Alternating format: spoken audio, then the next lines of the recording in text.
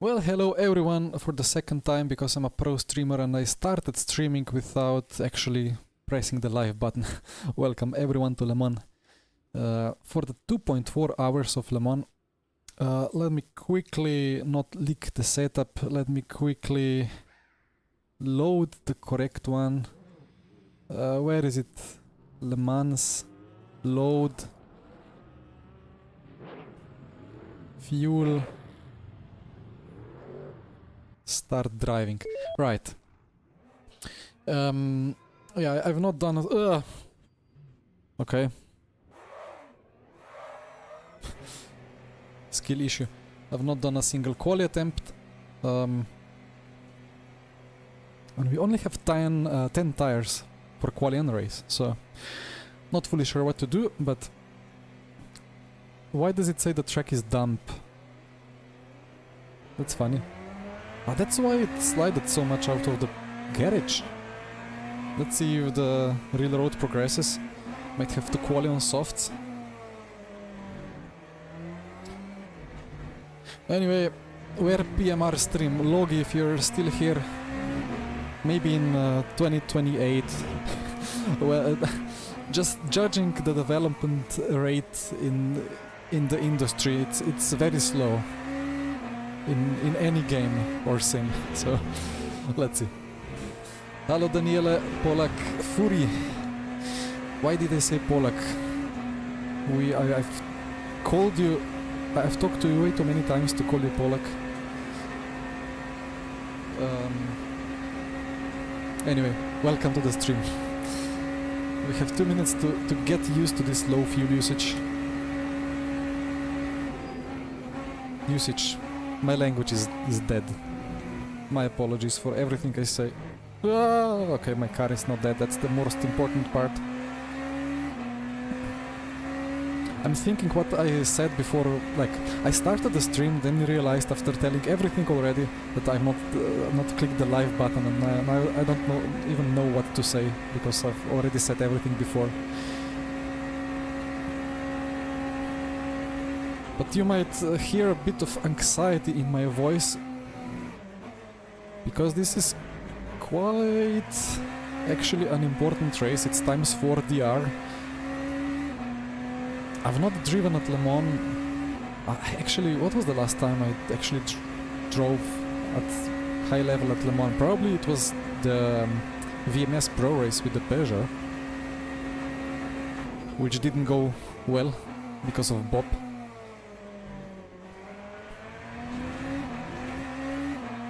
This is bright. But it is damp. Like, it feels like it's a bit less grippy. BMW versus Porsche versus Valkyrie. It makes sense, although I think overall the BOP is not bad.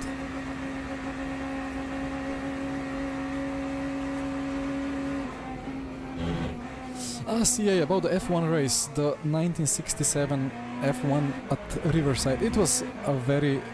What is this guy doing? Hello? It was a very fun race. I mean, slightly lonely, because we only were 11 or 12 on the grid, but got the pole.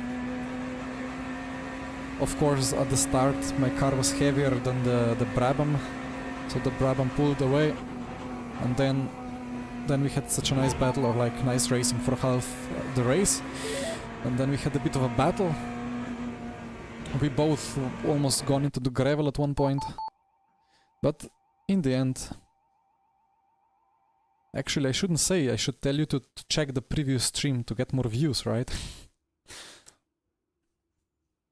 I mean, second half was just basically driving off into the distance. How much slower is the Ferrari? I don't even know, I don't think it's that much slower. Bonsoir, Pierre.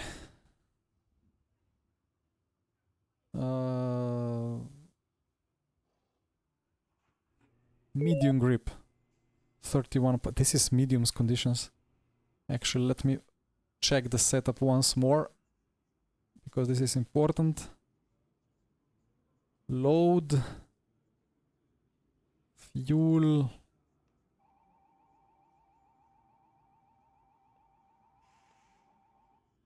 Correct tire. Okay. And off we go.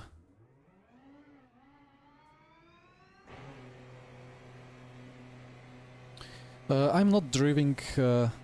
Driving. I'm not driving the race Hello alone. and good luck. Here we go. Thank you, David. Good luck. Let's have a nice one. Yeah, we're driving with David.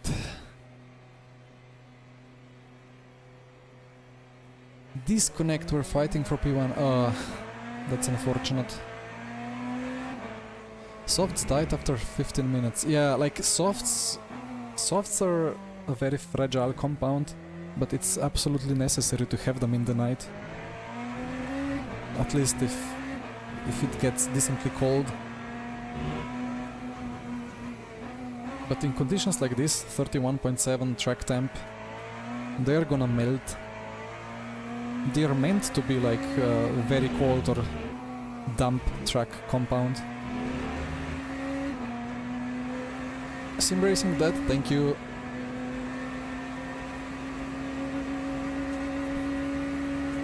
But it is times 10. Time times 10. English is difficult, like I don't know.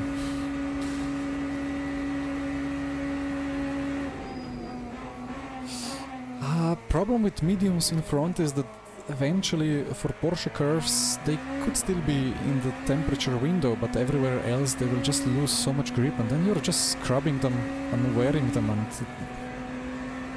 it's not good. But it depends on the conditions. Like what some people, like P7 in the Aston, you see he has softs rear, mediums front. That's a viable option. But maybe I would do that if it was 5 Celsius colder, and then in the end it's kind of plus minus 2 tenths. Pierre, the race is 24 hours but divided by 10, so 2 hours 24 minutes today. Good luck, Sven. Good luck to you as well. What will be the big split for 24? So basically it's really weird the way that they selected the times.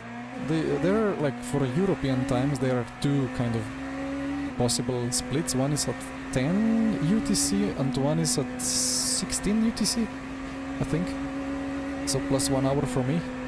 But problem is that the second of those will finish during the F1 race. And that's just... that's not good, right? So I think the big split is Saturday at 10 or 11.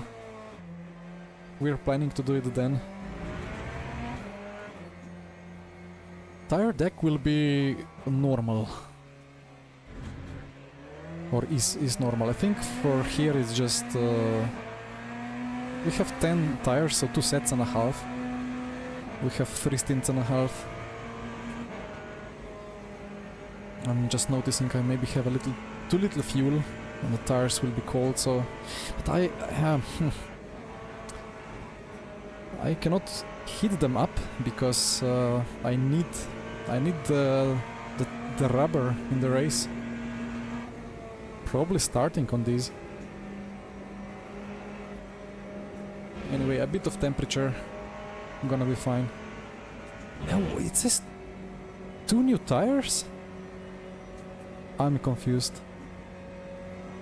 Oh, I think I know what happened. Anyway, I'm gonna discuss later. Let's get some nice lap times.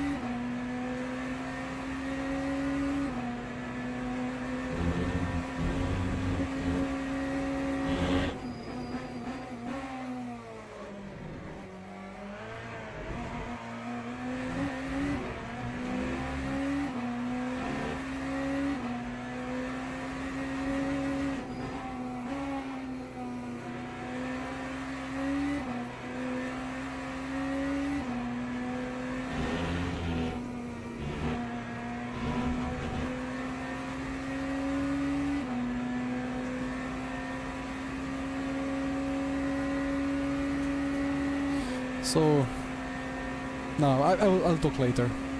I think we get 8 mediums now for the race because Yeah, anyway. Corner approaching.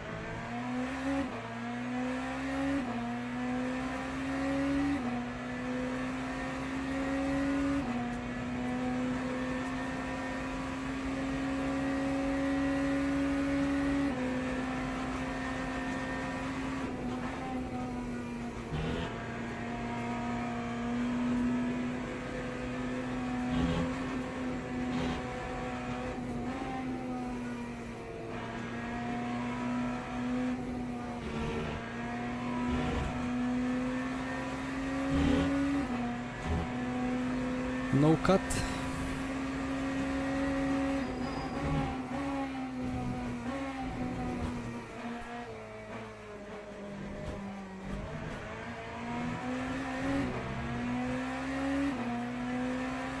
(23.2). Now a bit bigger send.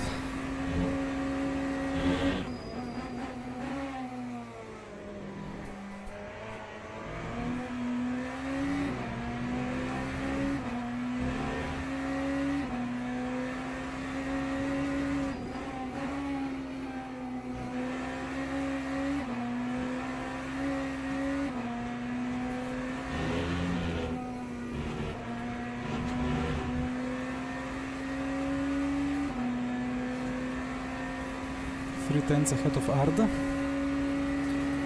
but they will be improving still.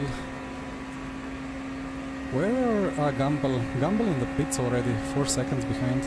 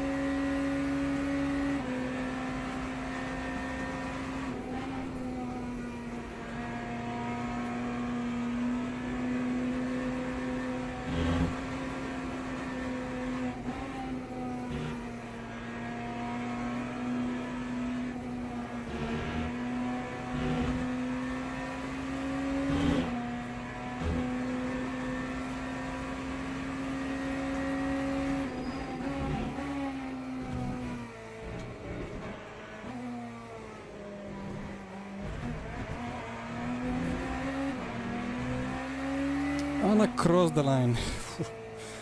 20 to 5, alright. It's cooling down quite quickly, the track temp. Yeah, it's times 10, of course. In hindsight, softs and single shot would be a good idea if I had the confidence. Oof. He needs a second. He doesn't have a second. Okay. Alright. Now. Well done. Thank you. I think we get two fresh softs because I click drive, then I escape, then I click drive again, but I double check the setup in between, and I think I reloaded it. So I only have 2 new tires. Okay.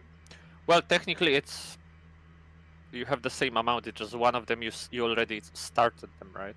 But they still have 100%, right? Yeah, but we don't have 4 softs. Okay.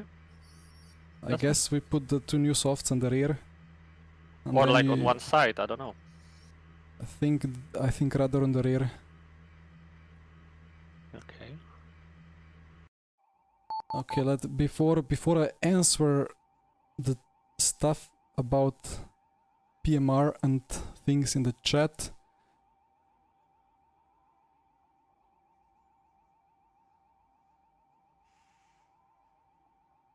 let me think what to do here.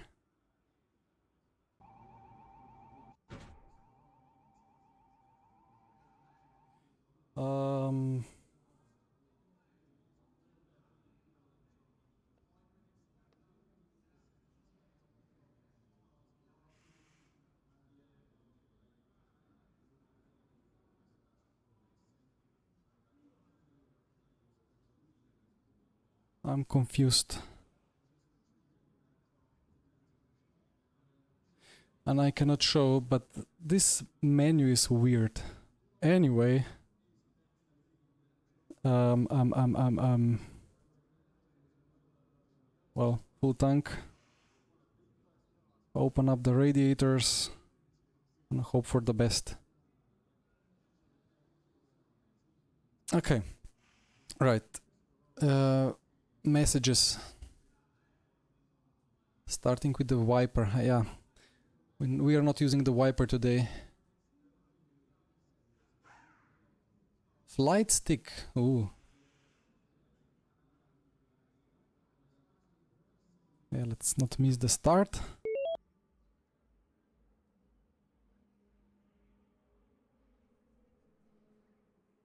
I just took the mediums for now because it's gonna be quite a hot stint at the start.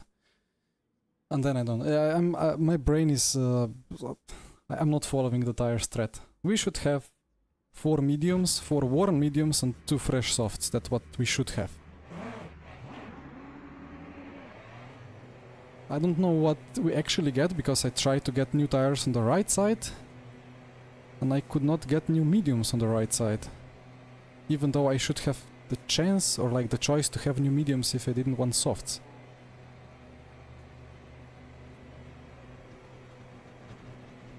So if I want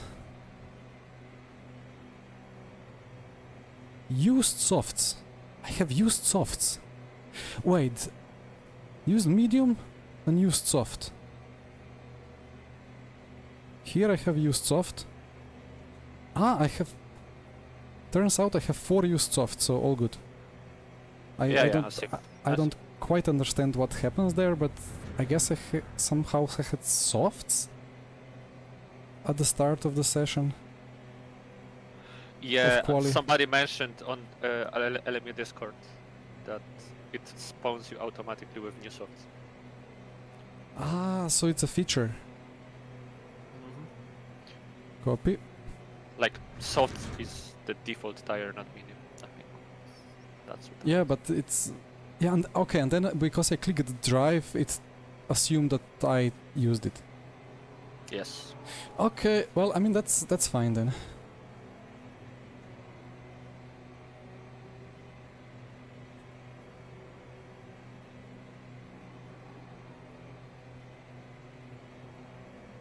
Okay.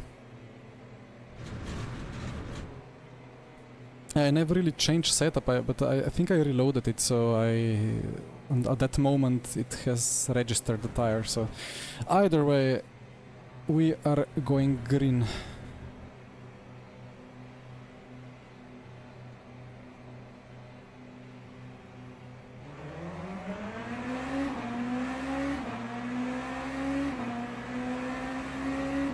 Erchan with drive-through. Oh, poor man.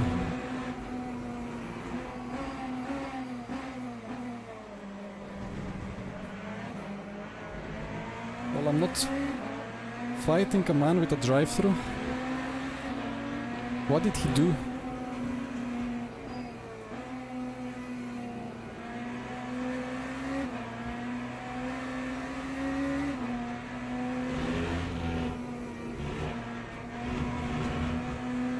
I guess on the 24-hour race we get enough points that we can use a tactical cut through Tertre Rouge in lap 1. And before it's a red cut warning and we get a drive-through as well. Take the DT with him. I don't know.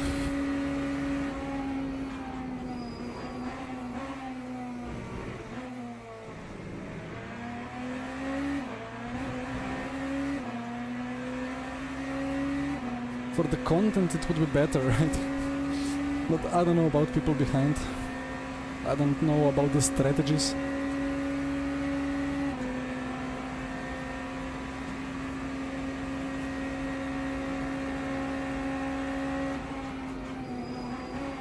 And I'm not driving alone today, so...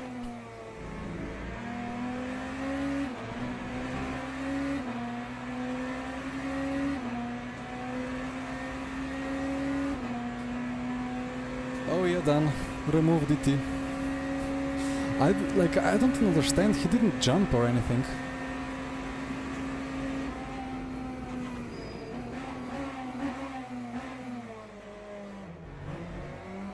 Dan, if you remove, everybody will like...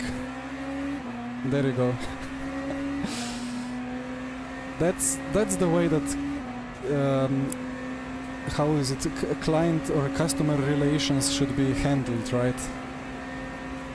That's plus 1000 points for MSG and Studio 397, right there.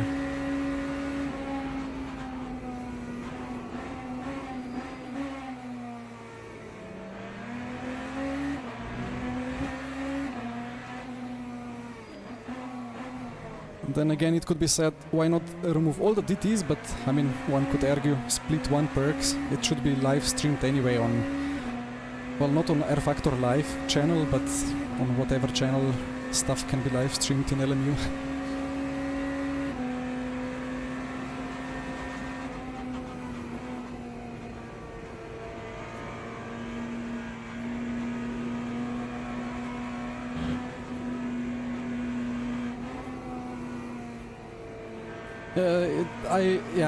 I understand your point of view, Jan.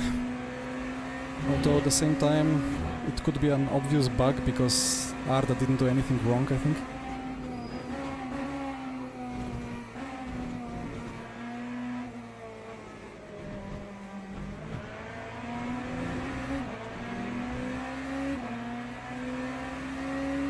No, Mikey. Anyway, we have a race. That's nice.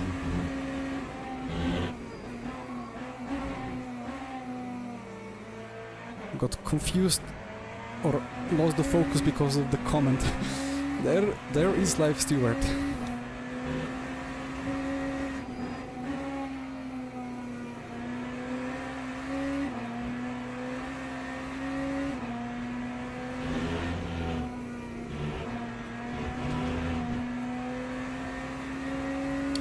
As Erchan turns on his jets.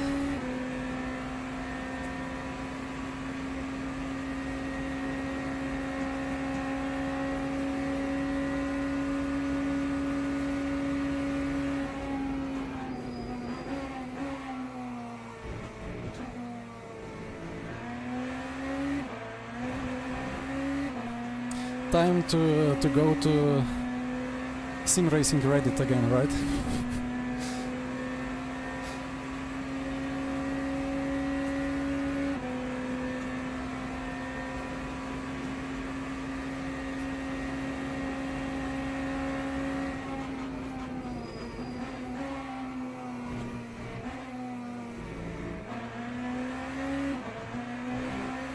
You know, it's fine because, like, in the end, we are not here for competition. There is no, I mean, there is DR and stuff, but Arda would, even after drive-through, be either, like, he would be P2 or P1 if we do some mistakes. So, in hindsight, nothing would be changed, but now we have a race and maybe some bug information has been handled in the background meanwhile, so I'm happy with it. Plus 200 into India. that would be quite interesting of an experience.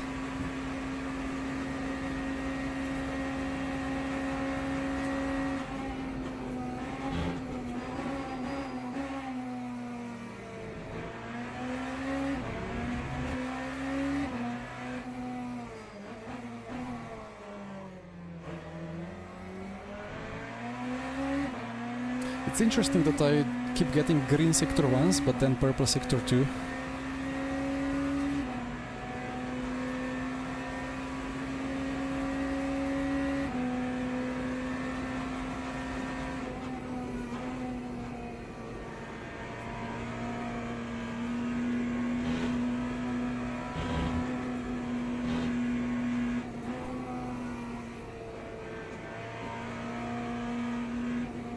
Still, we are in the test phase of everything, right? It's gonna be a test event, 24 of Le Mans, so, and this now is effectively a test for a test. I'm still taking it as late, early access that has been forced into V1.0 for acceptable reasons.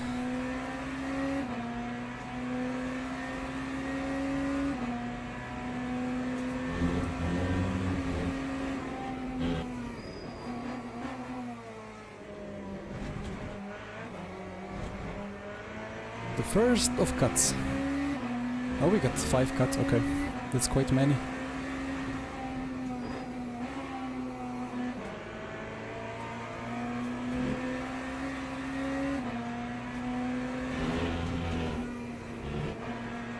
Are the pushing.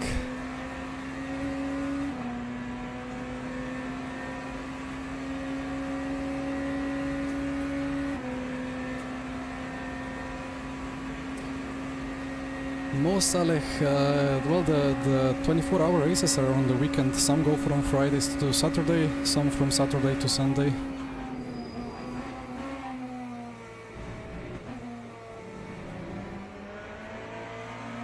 But I will live stream our race, which we will do with Colin and Jesper and David on Saturday, well, Saturday 11 CET until Sunday 11 CET.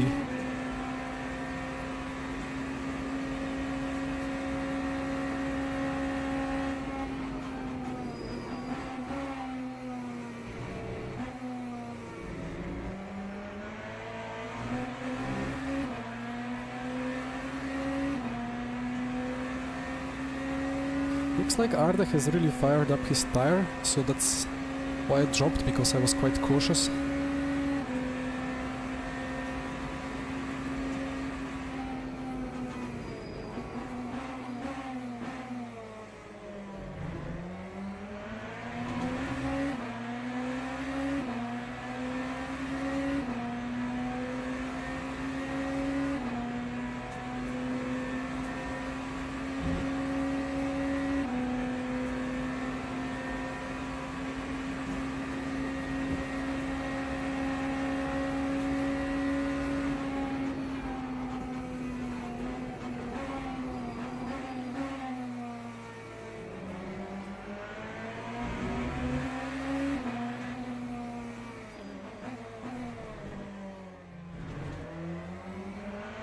Somebody binned it into Porsche curves?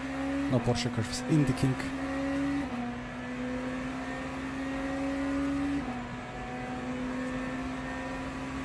similarly tricky corner.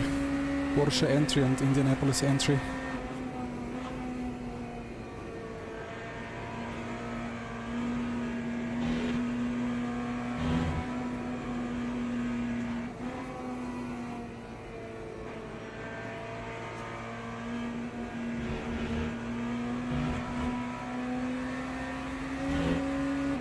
Well, he has some good performance in high speed.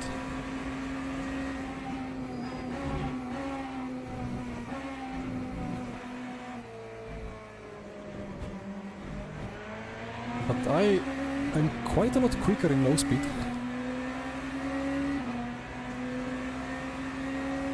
Gamble into P3.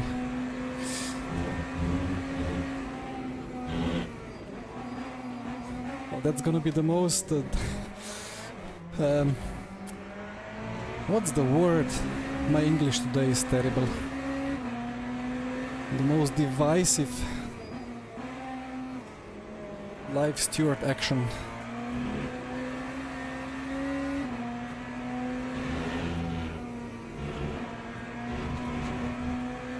So I have a bit of advantage in low speed. Arda has a bit of advantage in medium and high speed, and then I think I am maybe slightly quicker on the straight.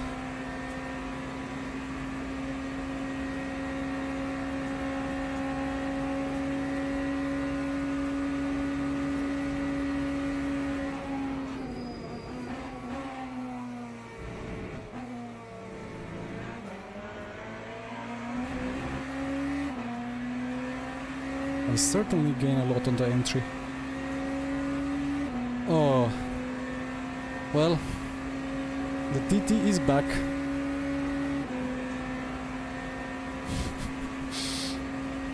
All right.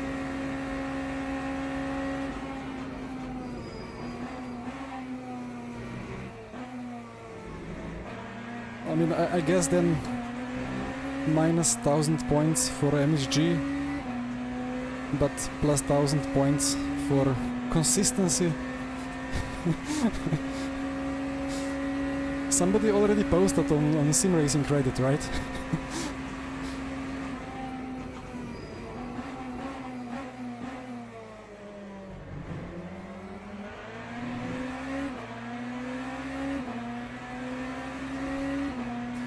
David, what should we do?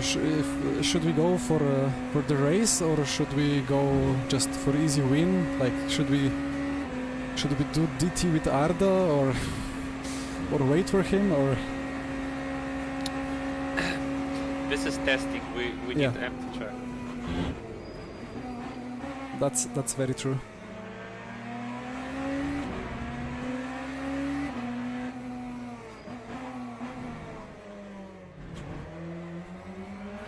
And then you guys have to forgive us, or forgive me at least, because my main job is not the streaming but the esports, so always the esport part of it has to be I mean, what prioritized. just Jack said, I think just Hendrik is a bit too quick. Like we're not gonna be able to get it back. Mhm. Yeah, potentially. His pace is good, yeah.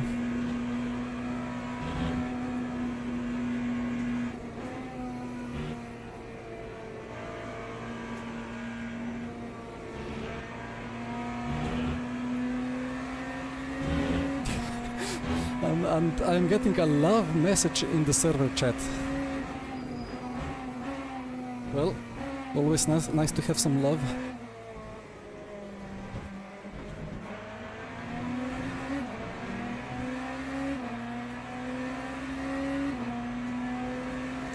Well, overall I'm always for cut across. There was enough space. I'm always for not using rulebook, like, I mean, it depends on the situation. If it's prize pool and everything involved, then of course rules and everything, all the competition has to be built upon those non-changeable rules.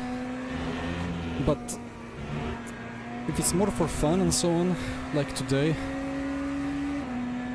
I would accept some, how to say, arbitrary judgment, or that's two words with same meaning in different language, kind of. But you know what I mean. I'm not against bending or like using the rules in the favor of competition now and then.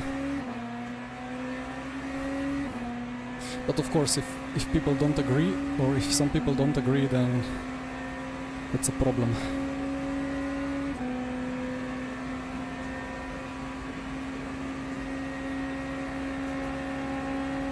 But well, I mean, if Gumball wants to copy the drive-thru, then we can all go for a drive-thru. It's like 30 seconds, I think.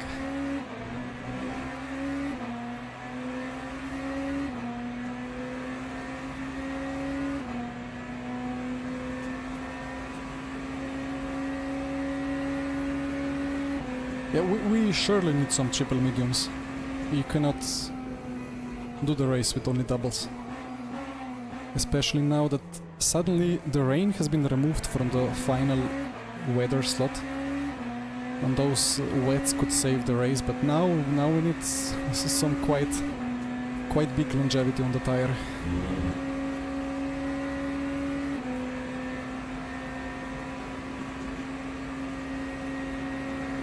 Henrik wants rating. That's... I mean, yeah, I want rating as well.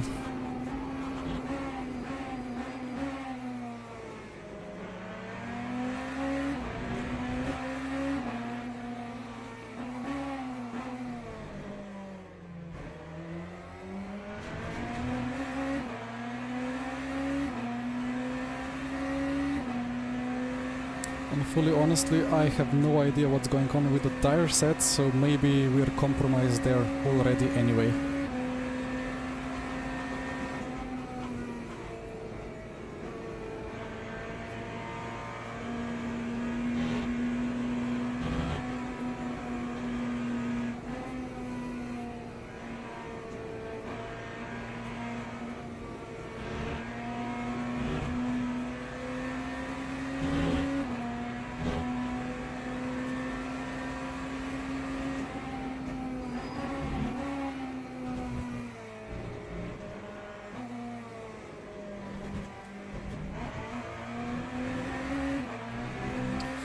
As our poor friend and colleague goes for the drive-thru.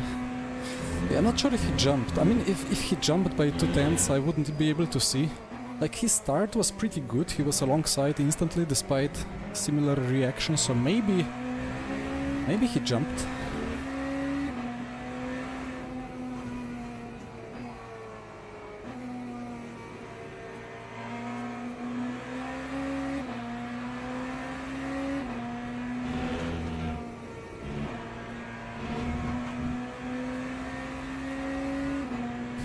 Through goes Hamilton. Okay.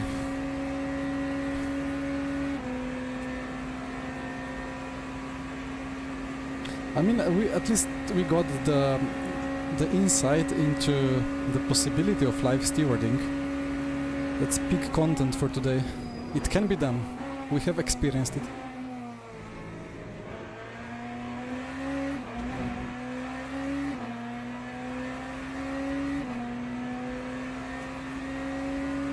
As we are slowly catching the traffic. And we have 62 cars here, and I think like 35 is GT3s, 40 maybe.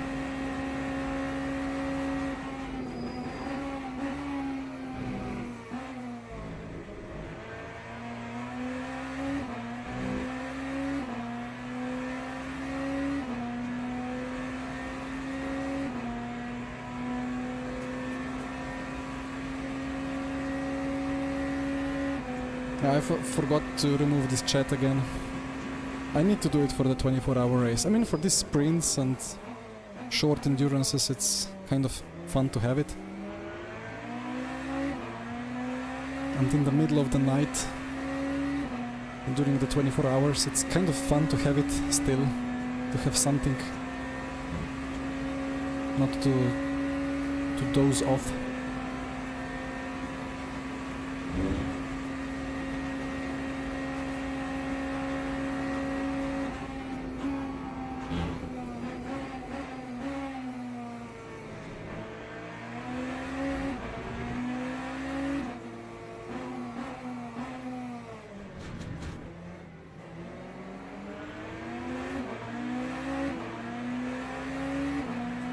enough gap behind that I don't need to dive.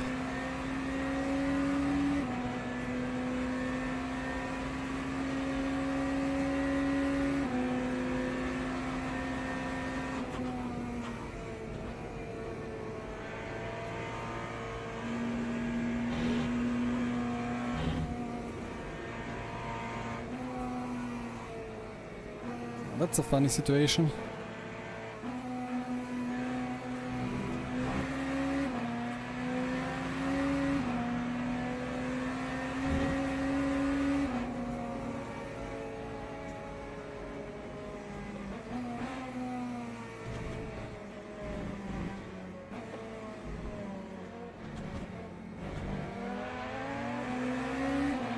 I mean, unlucky traffic is fine if I don't have anybody pressuring me from behind, so...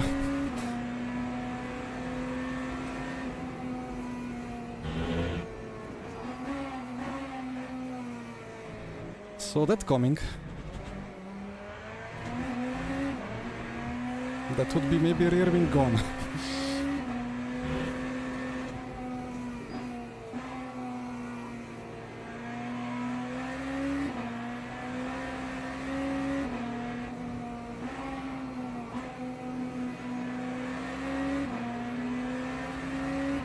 But again, you see, I don't even have to do the drive-through to lose a lot of time.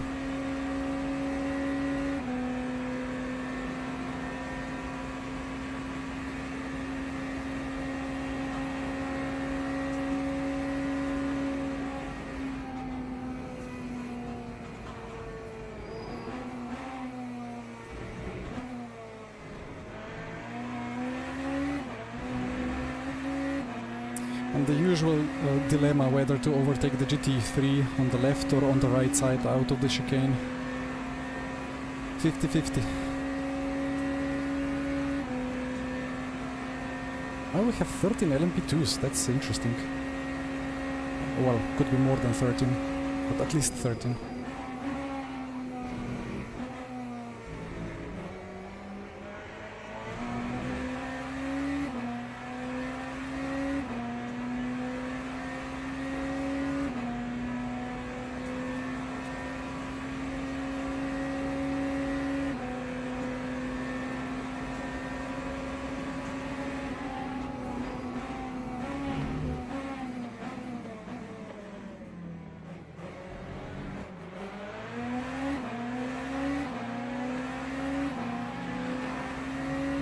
Fun times.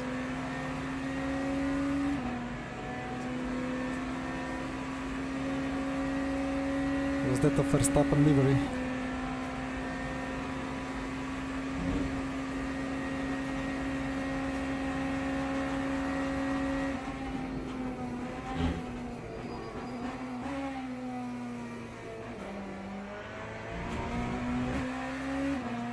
That's a lot of traffic, you know. I mean, then in third, fourth, fifth stint it gets dissolved around the track. But managing it at the start is not easy. And that's lap 6, let's say, when we caught it. Hello, Luke.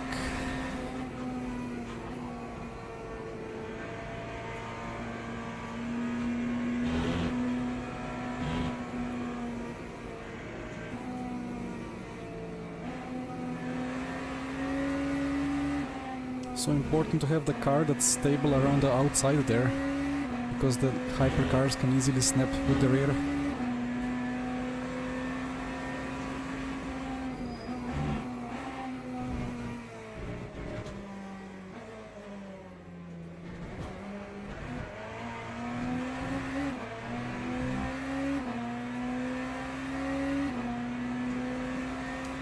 Hi Eod.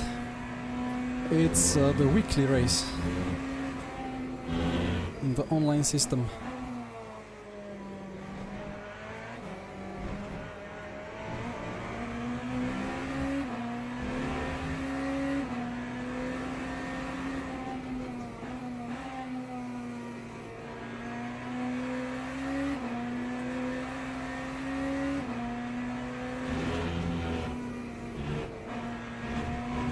a bit of understeer in these medium high-speed corners. But the front is wearing... I mean, left side is very equal. Right side, the rear is wearing more.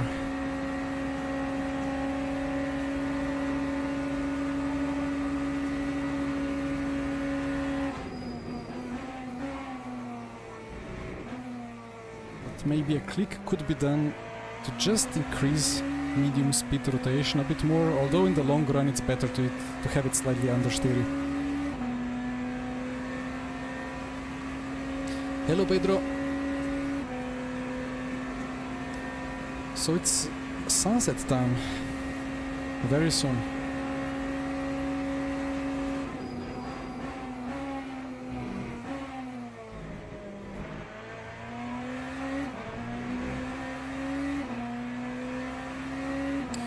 David, do we do that plan when where you jump in for softs? What time is it? 2026 with 4 laps to go. Yeah, I think so. But I'm joining the server now, so I will Yeah, that's fine. serve.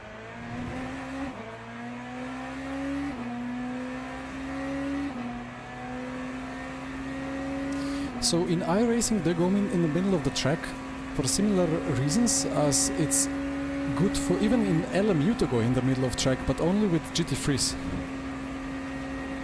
Yeah, the track is kind of V-shaped or A-shaped.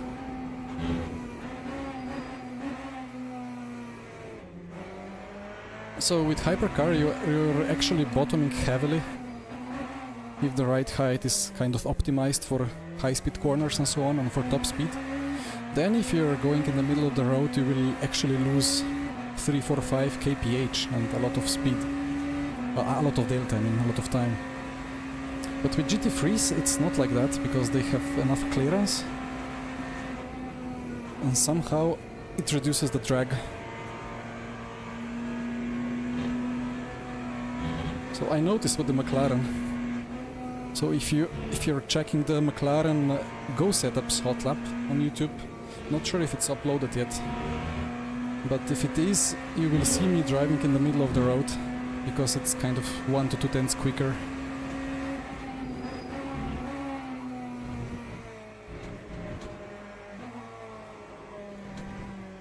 And it doesn't really make too much sense, right? If you decrease front and rear ride height the same, then what is different?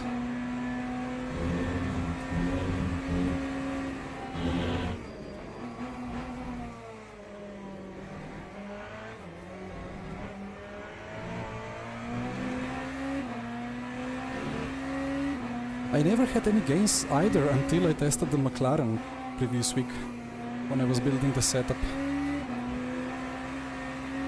I just tried it, just to check it, and I immediately started to see the delta go into the green.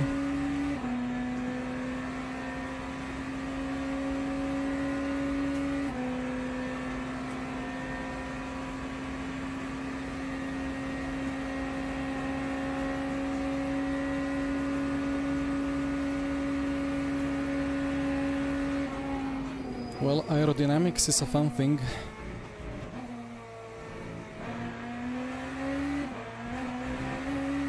With diffuser and ground effect and stuff like that.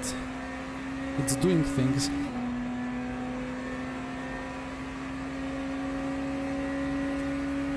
Lexus lover, fully understandable. It's one of the best GT Freeze for me.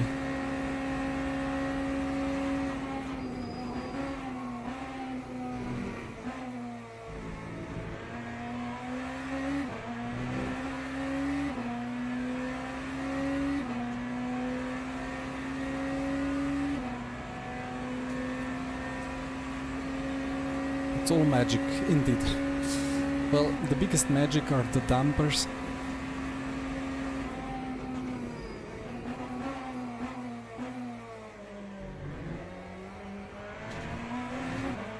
They somehow are, in some occasions, extremely important.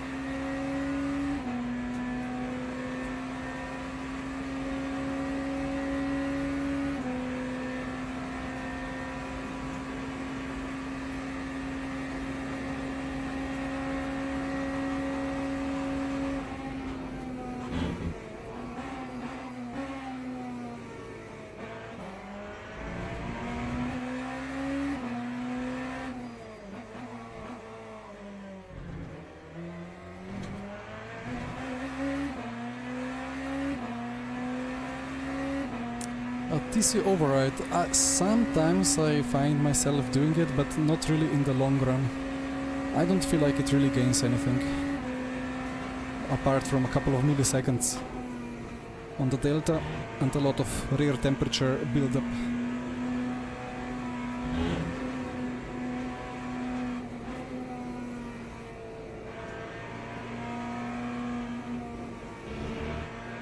I have it mapped like behind the wheel at the top because I have this extra paddle on the back, so it's easy to smash it. But it feels like if I get the urge to use it, the TC override, it means that I have already messed up the corner, so I'm already having too low RPM and just struggling for acceleration.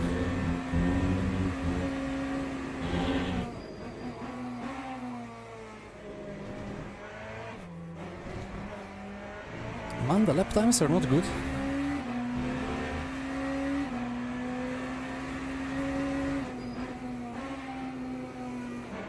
The track is getting cold though, so the grip is dropping.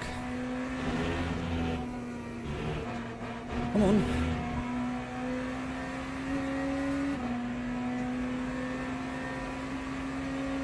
Quite a late sunset here.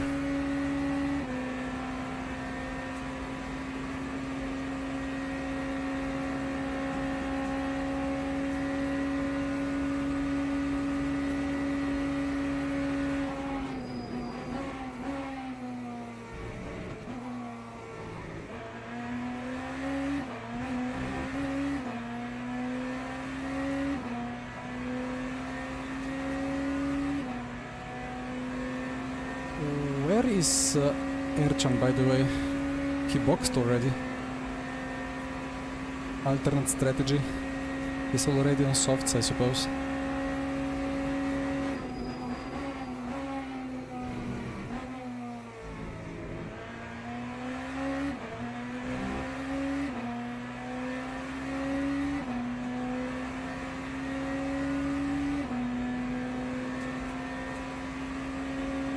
He had a disconnect. Oh no. Oh no.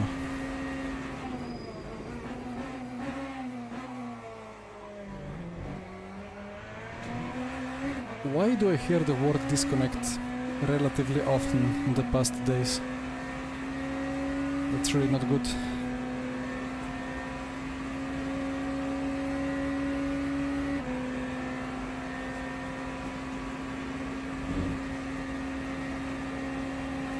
Well, my commiserations, Sven.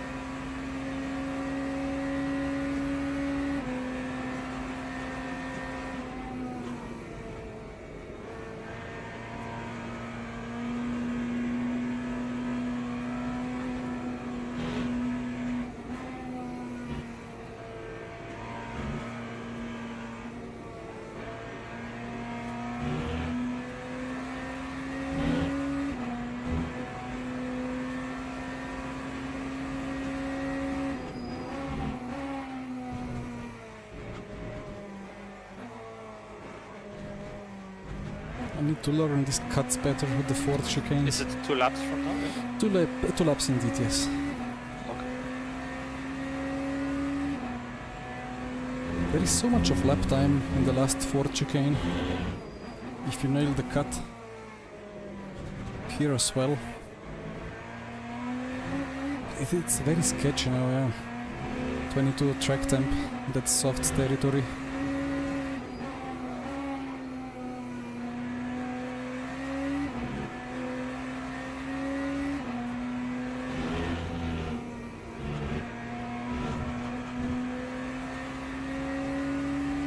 This race would be more fun if it didn't have 10 tires, but only like 6 tires available.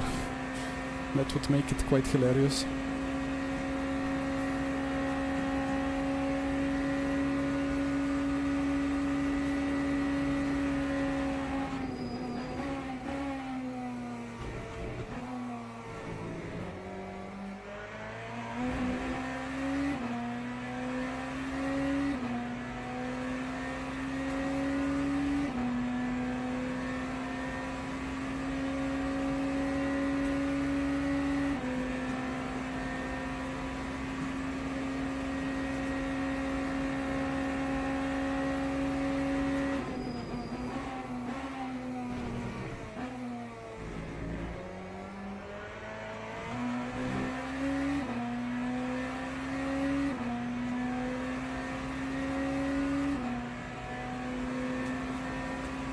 Let's see if I have some performance issues with the night.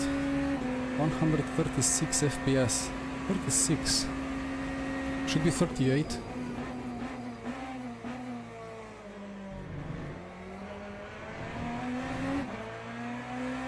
Guess I will open the hardware monitor once David gets into the car.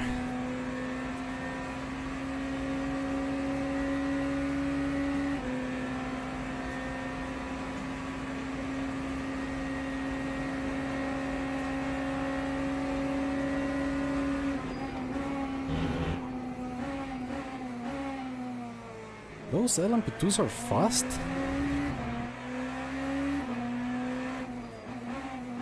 They don't have a dedicated Le Mans spec, right? Although they do have the trimmed aero, they don't have all these dive planes and stuff. So it's kind of low drag, but I didn't know they go so quick. It got dark times 10.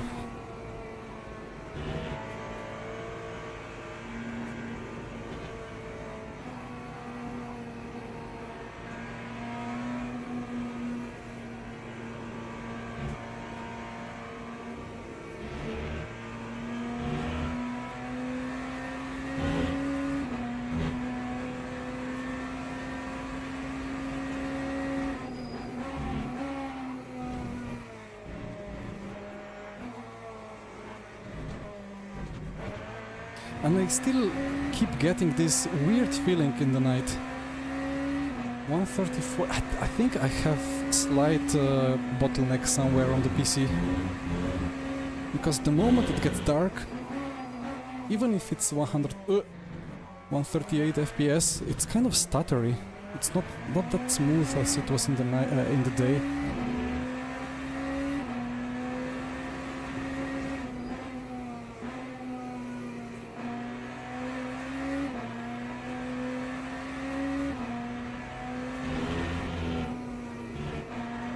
It really feels like I have, I don't know, 70 FPS.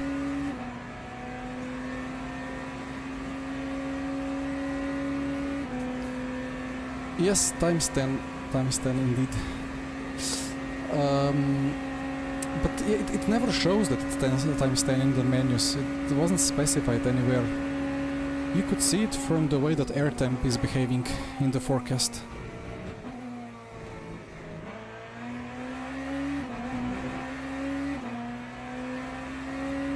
And about the night tire temps, we are not worried because we have softs.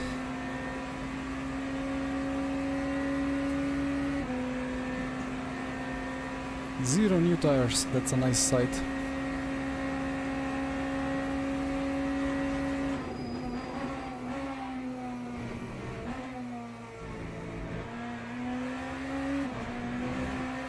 No, but it is like stuttery. And I don't have really big frame drops, but it's still stuttery. I need to find something to fix this. You don't get softs. RIP.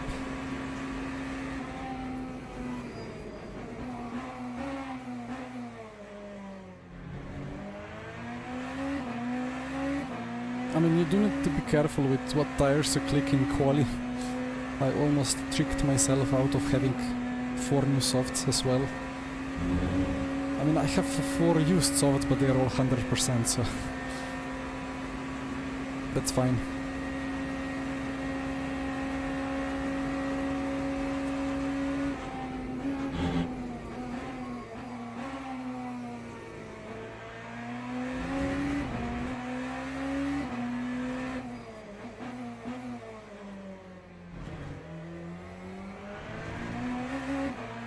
So box. Copy. Oh, that's a McLaren. Good to see a McLaren.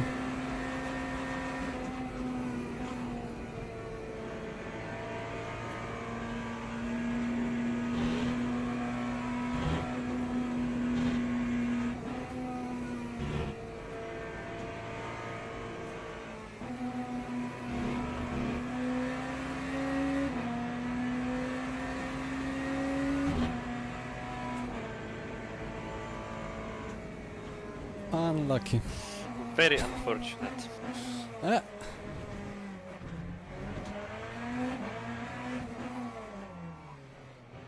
Could be worse.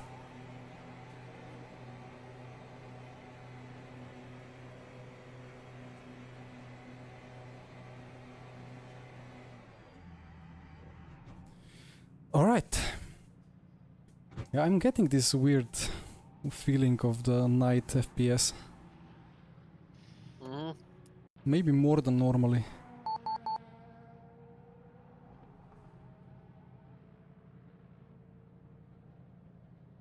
Anyway, I think the 12 lap stint is just like... I didn't really need to fuel save. Yeah, it should be very easy. But yeah, I've got like 100 FPS now as well.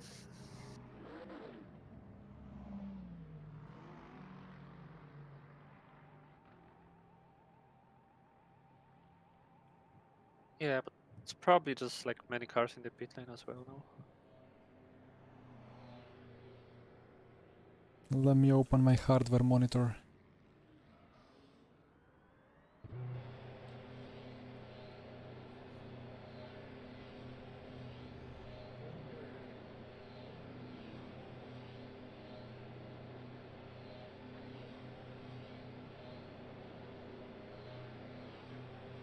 So... Well, it's not a They city... stayed on mediums, or like they just changed one side.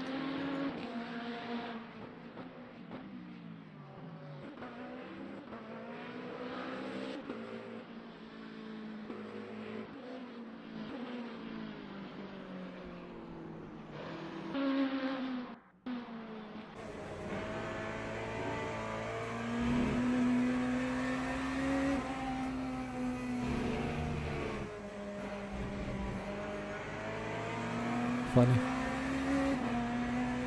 I think just new mediums all around.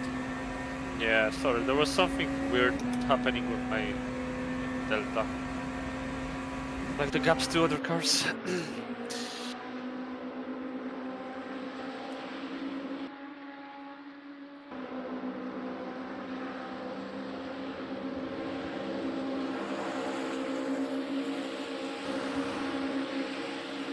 Yeah, I think they were the only ones changing the tires, and now they are getting destroyed by people on old but heated up mediums.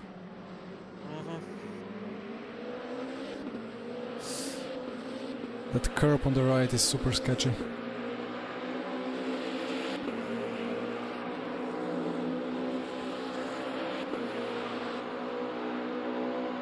I'm memory limited, like the memory is completely full.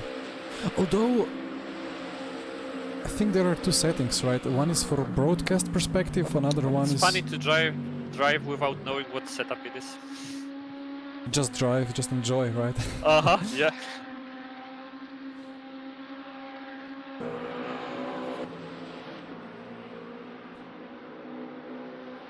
So I have like 60 cars in replay, so I guess that's what's destroying my VRAM at the moment.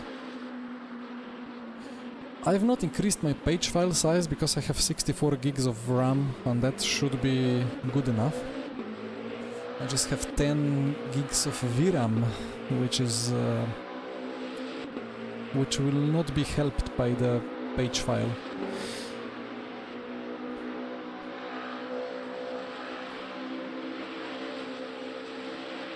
But you see what happens if you change the tires in the night, like you just have to... You get eaten alive, you need to defend. Oof.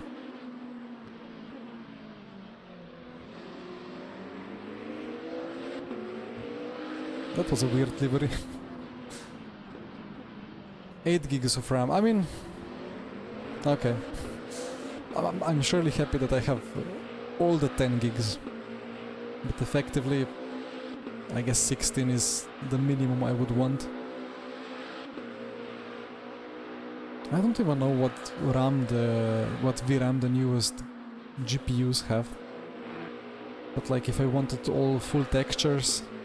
I mean, I don't really need all full textures because I have 1080p vertical resolution here, so I wouldn't even see the extra resolution.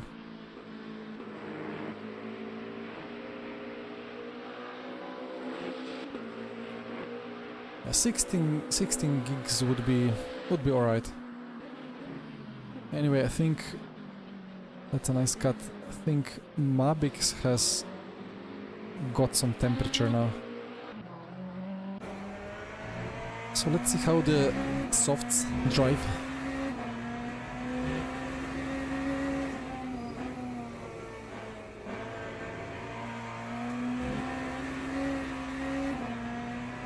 Wait, when did I even buy this 3080 RTX?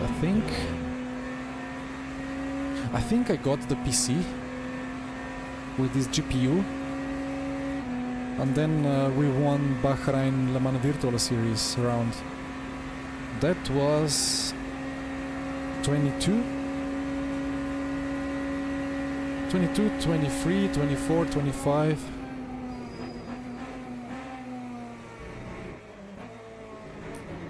I guess 3 years. 3 years in the end. You can never know which side is the correct one.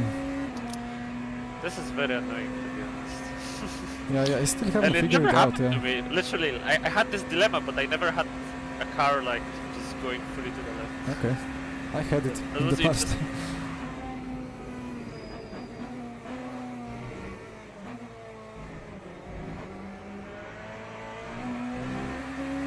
I guess it depends on how close you are. If you're really close, then you go outside. But if you're kind of still 3 car lengths behind, then you just have to go for a switchback. But then the GT3 will just take the narrow line and block the right side, so...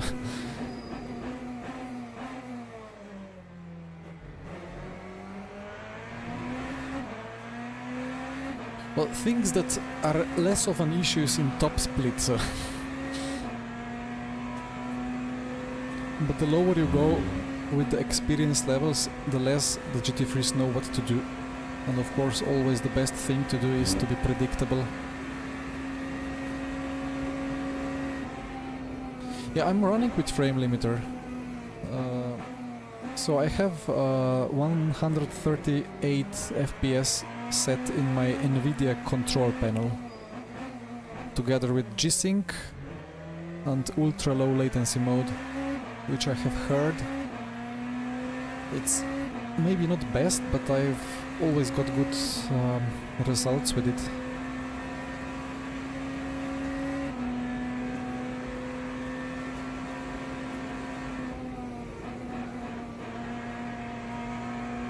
I thought that something is wrong with the names. Like the names in the chat were like, it was all different than before, but I couldn't really determine what is it.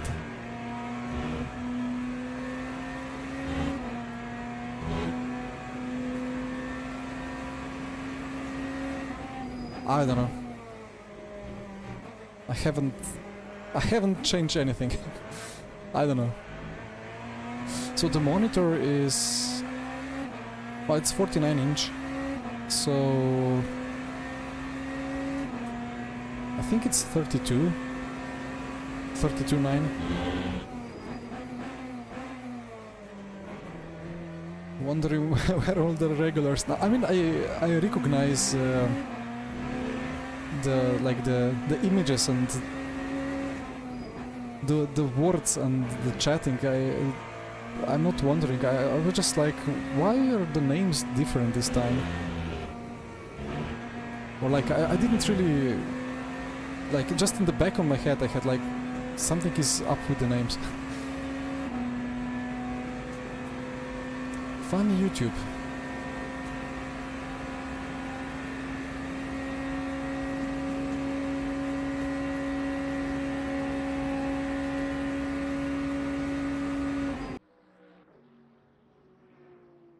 Poor Sven and Arde still cannot join. Better that it happened today than on the weekend, you know. But I mean, we had so many DNFs like this in the past. We had Dario Jemolo in VMS Pro in last lap from the lead, PC crash, DNF. Then we had was it Gumball? They raced with Mabix at Imola previous weekend, well, 3 days ago. And just as a click on the stream, off he goes into the gravel. Straight at Aqua Minerale, and he got some PC crash as well. Today Arde gets disconnected and then Sven cannot rejoin because PC is crashing or game is crashing when he rejoins. The more we go into development, the more bugs we find, but okay. Hopefully they are found, hopefully they are analyzed and fixed. I do not use multi-view. I don't think it's really useful. I don't know what to do with it. I don't even know what exactly it does, to be honest. Display name mode has been disabled. But you mean on my side? I don't even know where settings for that are. Ah, the stabilized horizon. Yeah, maybe that's something that I didn't really figure out. Why is it weird? Like these frame drops, even when it's showing 138, that was a mini heart attack because of the low FPS. Like I thought he was having a huge snap on the entry. But yeah, indeed, it kind of becomes messy to look at the image if the FPS is too low, or if it's doing this weird nighttime effective FPS drops even with, well, 136, 137, 135. It's very, very consistent, but feels like it was stuck to 60 or 70.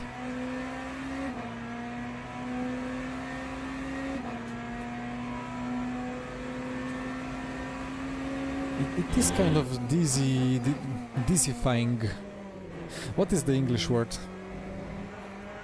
Dizzying. Diseasing. I don't know. But I just cannot use the lock horizon. I used it on low in rFactor 2, and then they did an update to the system to supposedly improve it, but now I cannot use it even on low. Like, it fully disconnects me from any feeling on the track. Who was it? Was it? It was Nils Huizenfeld with that video some days ago when he discussed the lock horizon functionality and displayed it, how it works. And he said that it's kind of misconception even for esports drivers that they feel better if the horizon is locked. But I mean, I don't know, maybe I would need to do like 100 laps and then get convinced, but I put it to low, lock horizon. Of course it feels better over bumps, but I reach a corner and I have no idea what's going on. I just cannot drive the car, so...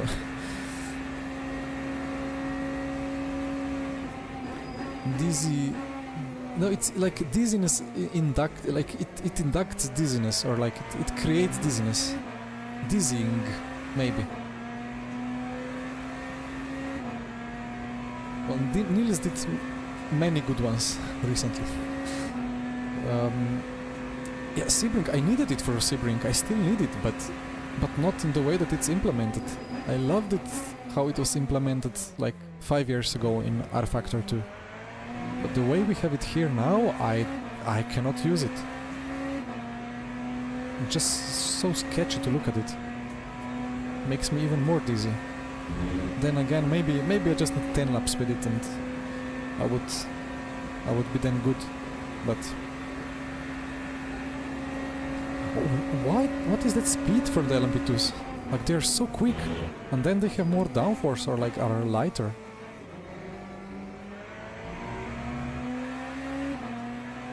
He could easily carry the speed around the outside.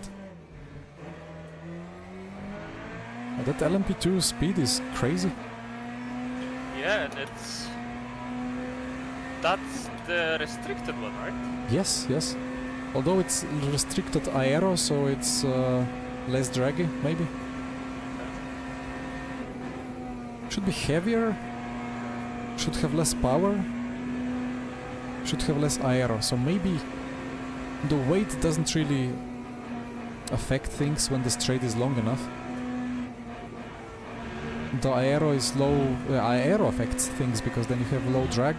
You keep accelerating, even with lower power.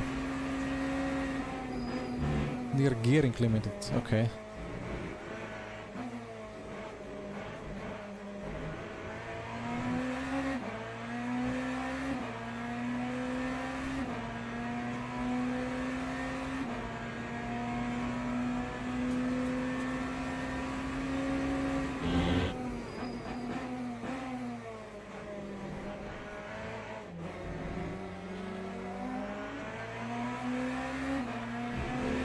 That was P2.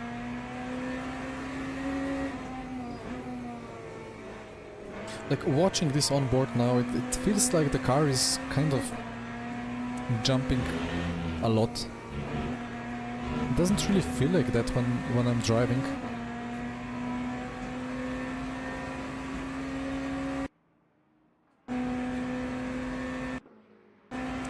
Wait, what was the way to see other classes? You need to click teams, then go to the last one and then click minus. Nah. First one and click plus.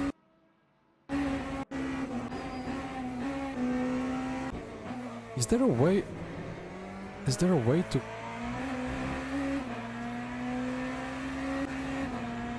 find other splits?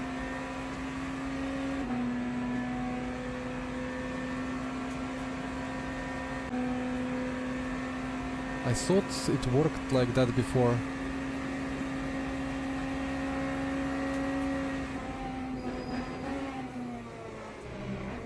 You have to keep scrolling until you get one. Well, let's try. Maybe if I put the last car on the track.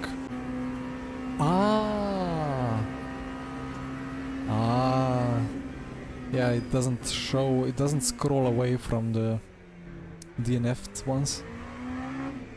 So let's see the gear ratios here with the LMP2.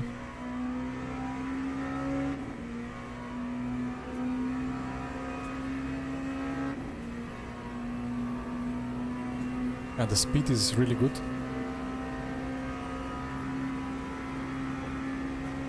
Just keeps accelerating. And then it runs into the rev limiter. Well, not the rev limiter, but effectively the power starts dropping, I suppose. That's a bit of a shame for the slipstreams, right? It makes overtaking more difficult, for sure, when you just lose the power in slipstream. Oh, that was a nice sound. I wanted to take the Valkyrie just because of the sound, but we kind of landed on the BMW.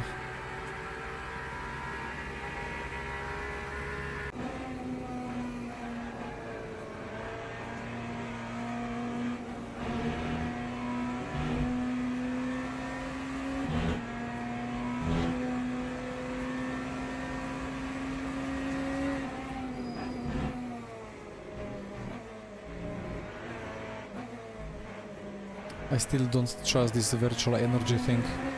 Or maybe it's still officially broken anyway. Like these averages and stuff.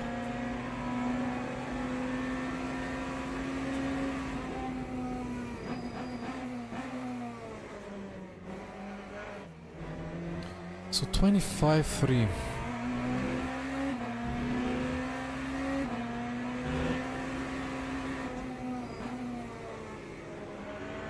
Need to note down and remember some of these lap times to kind of estimate the strategy for tomorrow.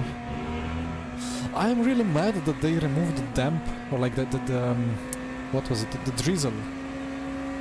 The 5th weather setting for the 24 of Le Mans was drizzle, and then they removed it. Now it's like sun on a cloud. Like what should we do with that cloud?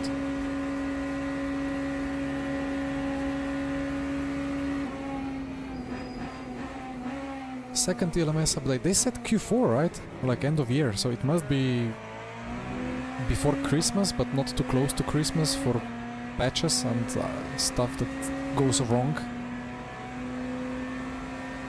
So in the week after Le Mans 24 or the next week after that is two good options. And then it was, wait, was it Paul Ricard and another, what was the other track? Cannot remember, Catalonia, Barcelona. Those two are still coming up, right? Was it another one? The Mercedes is riding the ridge in the middle to gain the top speed.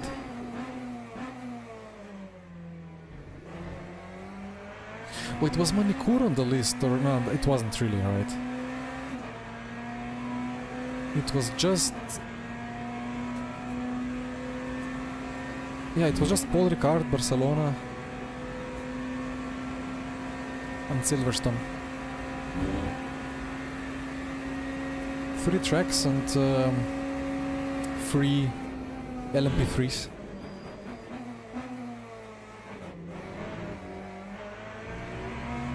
Well, let's see what they work on it after the ELMS. I guess the Asian Le Mans series is a really good guess. And then we effectively have like 15 plus tracks already. Now that's a solid game, solid track base.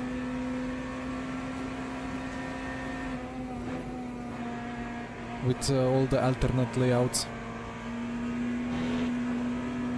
I mean, not many alternate layouts are really good or iconic, but like Monza without a turn 1, turn 2 chicane is quite a different track, and it's really good. The Bahrain Outer is, well, effectively a nice track. It produces good racing. Will he dive? He will not, because GT3 can just brake later. And the guy has a Go setup on the rear, so we should not touch that beautiful sticker. Well, he came close to it. Close inspection of the Go setup logo. Yeah, hypercar tires, that needs to happen. Like, it needs to happen 2 months ago. Still, I think the you know, LMP2s and LMP3s are slightly sketchy, and GT3s are sketchy on the limit. I don't think they are fully happy with how stuff is performing, so I am, after experiencing GT3s a lot, I'm still happy to jump back into the hypercars and slide around a little bit. A Paul Ricard without the chicane in the middle of the back straight. That will be great. I hope that's the default layout.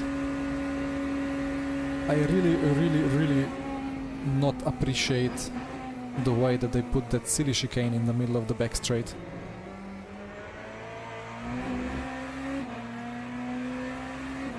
Also, originally there were... turn 1 and 2 were like very fast and flowing. But with modern downforce levels it would be just a flat out left, flat out right, so I guess it makes sense that Paul Ricard turn 1 is a bit slower now.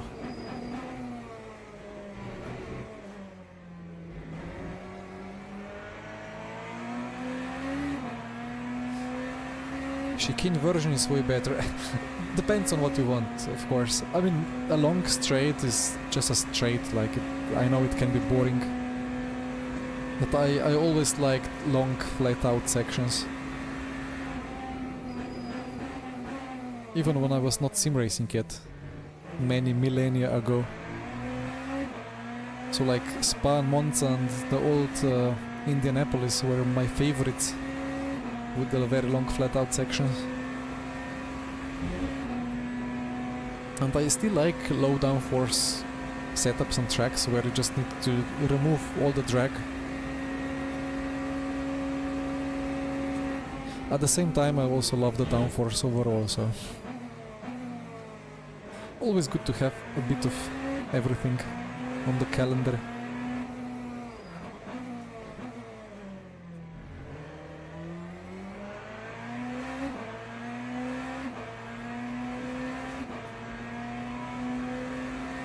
But yeah, Asian Le Mans series, that would be quite something. All the cars are already there, we just need liveries. but we would get stuff like Sepang. Well, the Dubai track, which is actually quite interesting.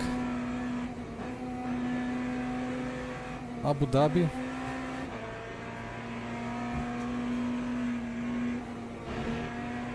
I wish that there was like alternate reality where we would get. I think GT3 just disappeared, or is it just me hallucinating? I was daydreaming about Asian Le Mans Series calendar tracks in LMU, so I didn't really pay attention. Sorry. Sorry for waking you up then. Yeah, it was a nice dream. If we had laser scanned Singapore somehow in LMU or Air Factor 3 or whatever it's gonna be, that would be beautiful. Not really an endurance track, but you know, like 24 hours of Singapore. If IMSA races hypercars around Long Beach, then we can easily have a nice endurance race at Singapore.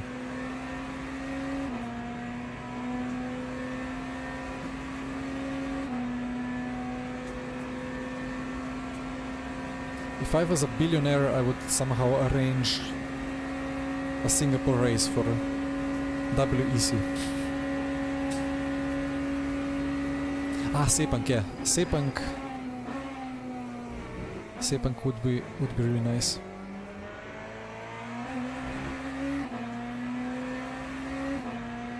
And I don't even dare saying, but you know, Suzuka would be dream stuff as well. Such a good track. Although, then I imagine driving around Suzuka with the current state of McLaren GT3 and oof, that's tough.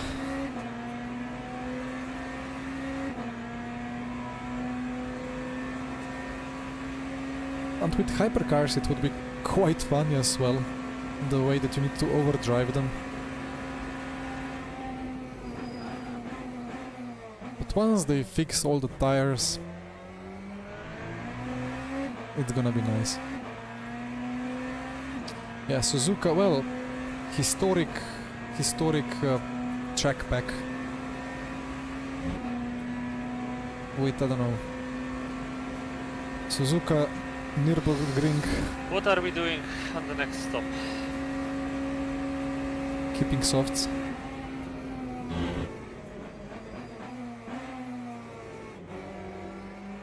We don't have softs. You double sting them. Okay. Like it, you have 4 to go, right? Yes. Let me do a quick calc.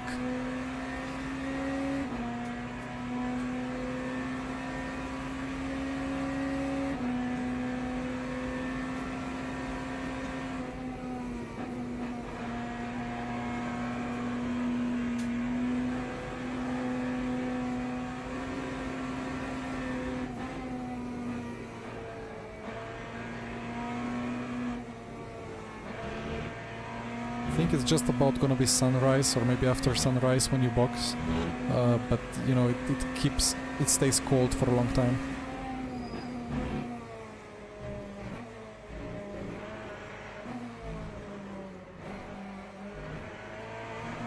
I think optimal thing to do, you box full tank softs, keep the old softs, and then we box when we need to, when the softs melt. Yeah. Okay. It's still medium grip, it's funny.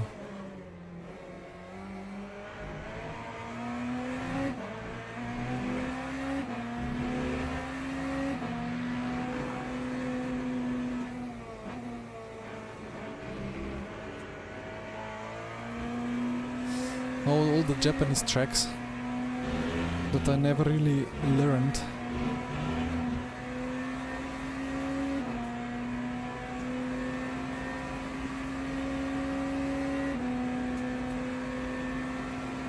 Oh, Mugello is such a nice track. Like that season that we had in 2012 2020 with F1 that started late. Wait, it was 2020, yeah. And then we added some local European tracks. They all turned out to be such a good venues. Portimao, Mugello was really good to watch the racing there.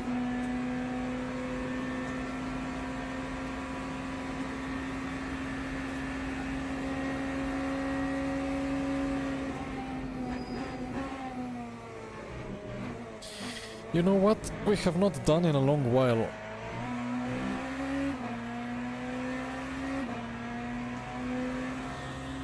Where is our moon? There's the moon.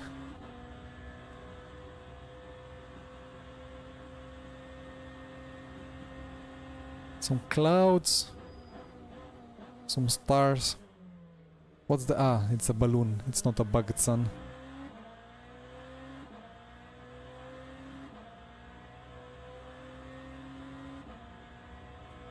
You have an answer about the sky, that's great. Let me know what the answer is.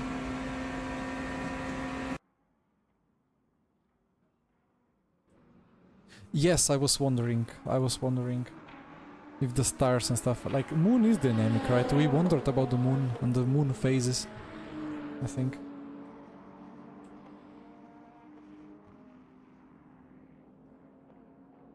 Where are you? Oh. A balloon. Oh, no.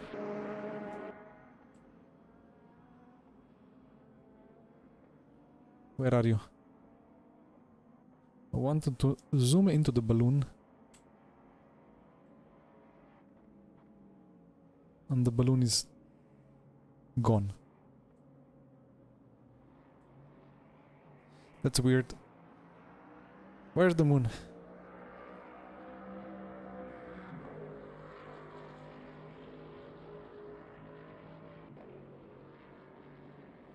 They removed it for optimization. I mean, that's fine to declouds for optimization, but what's not fine is 2D rain spray behind cars for optimization. That's terrible. Look at that.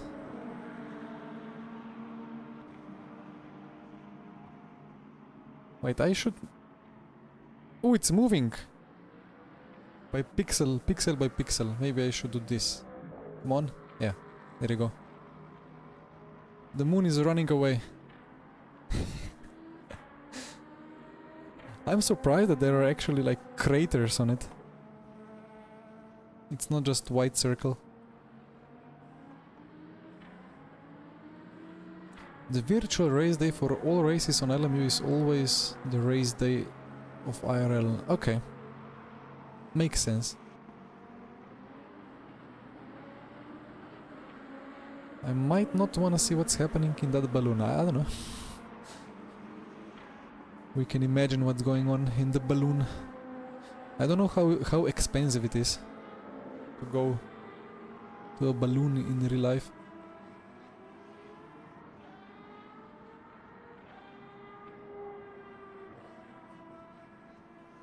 Let's see if the balloon is moving.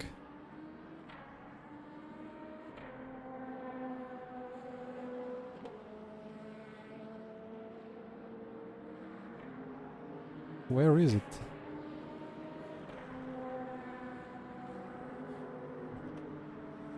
It's kind of moving.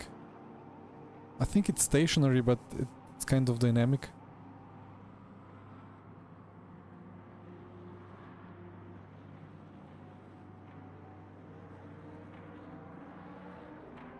I mean, that's not how a balloon moves, right?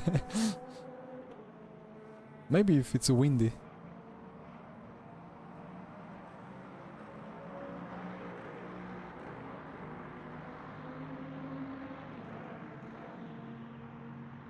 We're getting into quite deep philosophy of time there.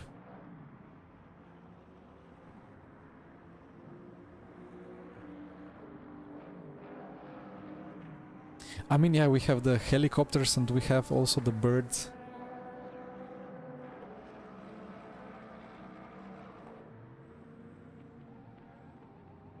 And this is where all our frame rates are going.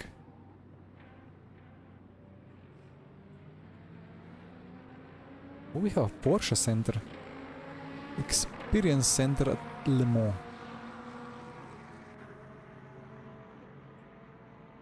Wonder how David is doing on track. Do you guys know if it's possible to adjust the speed of the movement of this free camera in some INI file? Let's see if we can find a broken texture.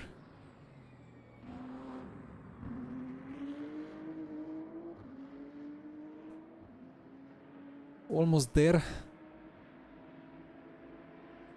What is that texture? That's like the start-finish straight of Le Mans, right? Like painted on the wall. And a small little Porsche GT3.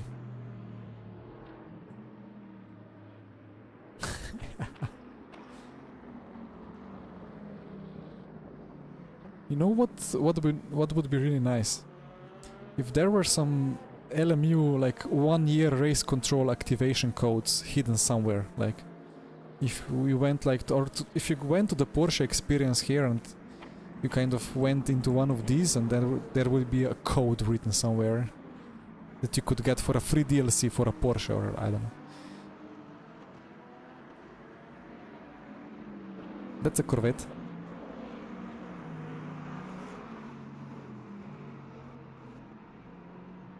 Why is there a Corvette in a Porsche Experience Center?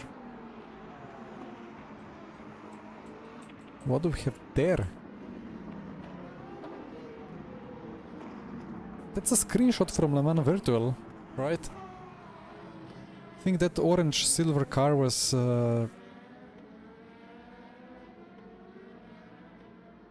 maybe I'm dreaming, but I think they drove it with Landon Max in 2020. Some livery like that.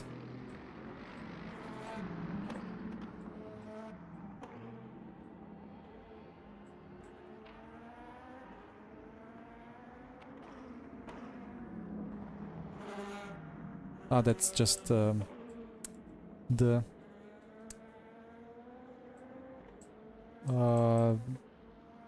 solar cells. Wait, we are getting a nice little reflection already there from a red sun that's not yet visible. Maybe let's quickly check what David is doing. Still has this lap and one more to go. It's a nice tour, nice chill tour of Le Mans, right? But really, like when you go like above the track like that and just hear the sounds in the background, it's so nice.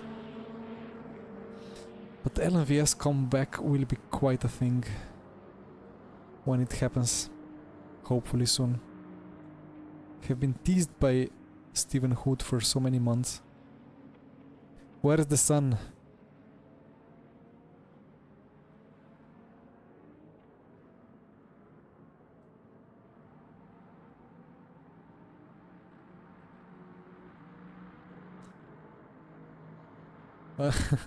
Hoener, welcome. It's indeed a great time to join. So, I mean, wait, what is... I don't even know what is east. The moon is still mooning around. But looks like the sun will appear there.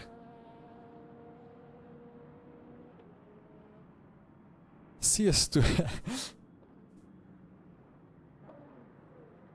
Would be quite a fun thing, right? Like a Le Mans map in CS2.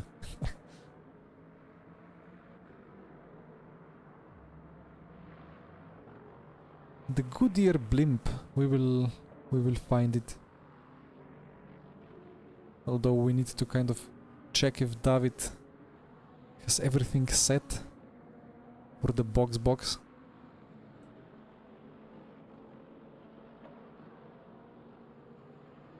I wish we had this alternate Le Mans layout. I mean, it's kind of lame to some extent, but it's still a nice, kind of nice racetrack for just for a difference.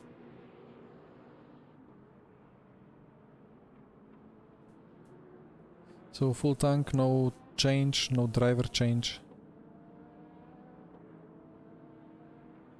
Yep. I will look at the tent. I'm just waiting for the sun to... Maybe I can travel forward in time. I think the Or fuel in- ratio is a bit too high. I went one click lower. Okay, copy. What did I say? Travel forward in time. I meant to say travel just forward. In space, rather. Oh, we have a black helicopter.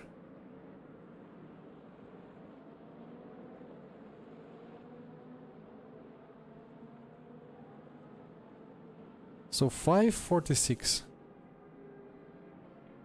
So sunrise is around 6 then.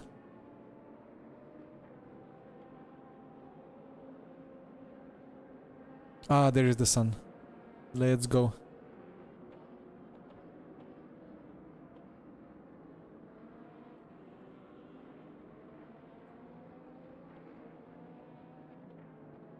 Yeah, there has been some weird updating going on with YouTube.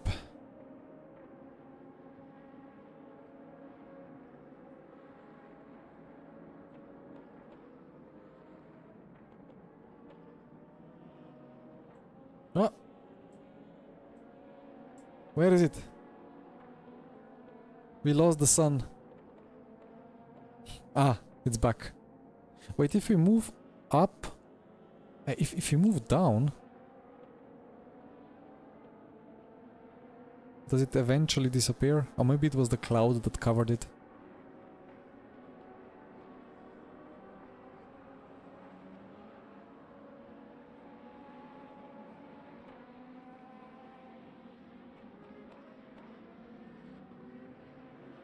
Need the sunglasses, yeah, that's true. UV.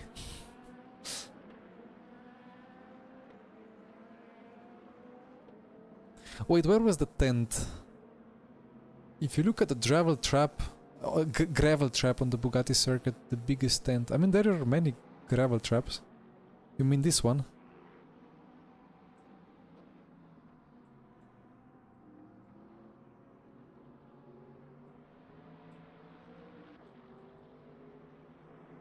There are no seams. What is that? Ah, the sun reflection.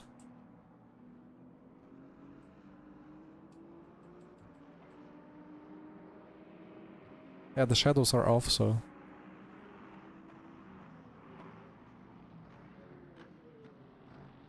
Oh. We have a spinner.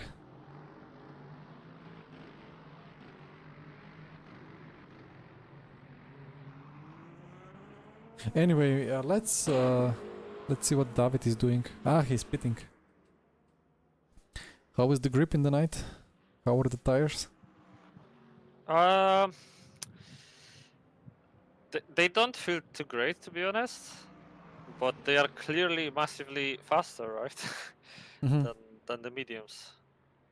Yeah, I mean everything that you would expect from like the soft compound. It's just you can feel it kind of that the car is not as direct.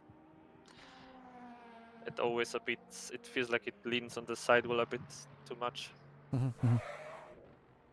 And you have last 5 lap average of 3:27.8. I guess that's not really grip, but more traffic problem. Yes, like last lap I could beat the I could do low or low 25 or high 24, I think. Okay.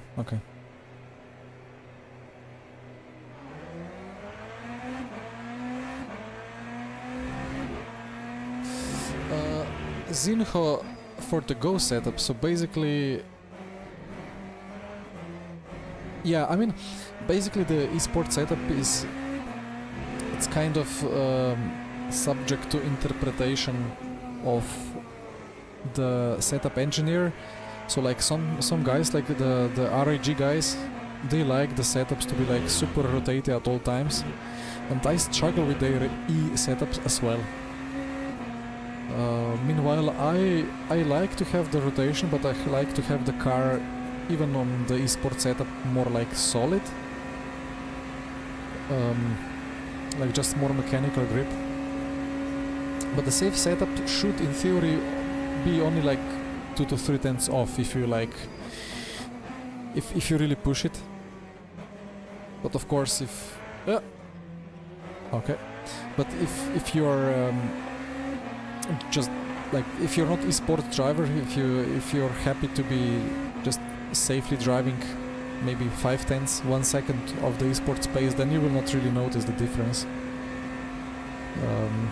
Although again, even with setup shops, like with the amount of updates that LMU is getting, it's not the easiest thing to always follow it and always keep all the setups updated.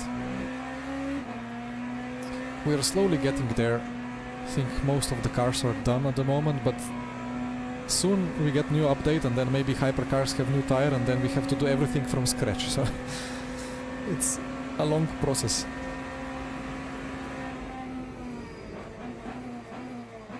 To be honest, many times I find myself doing a setup and then I try to do the safe setup and I do a lap on the safe setup and I do a PB and then I'm like, what do I do now? I did a PB but it was the safe setup, so but I don't want to make it more safe because it's already quite understeery. But it is like that in LMU, you don't really get away with too much over the limit. Although there are cars like, well, McLaren is a great example.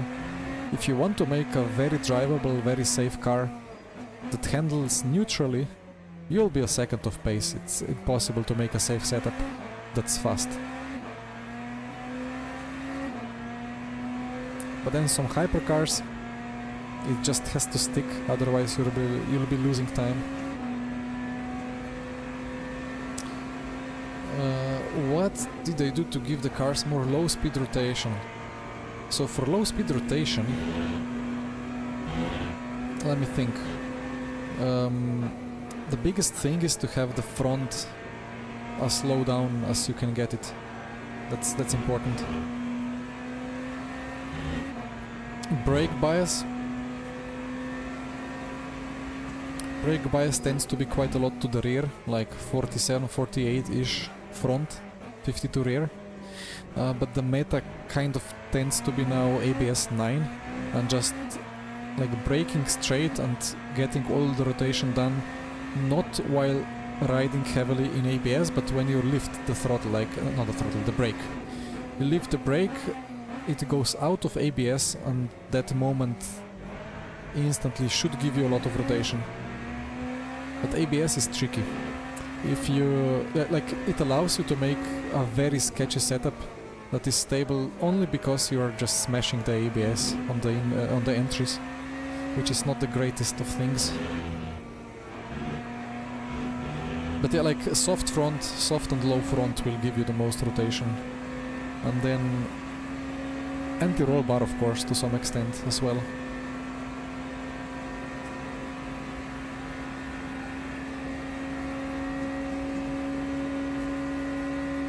But yeah, Go setups are cooking and improving the stuff. Yeah, that's...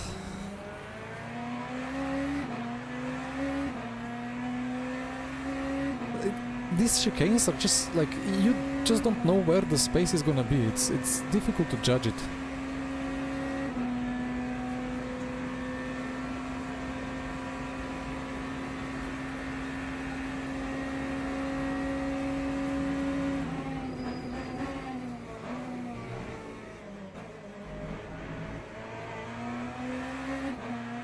I think the best example of that ABS is Bahrain turns 10 and 11, the double left hairpin.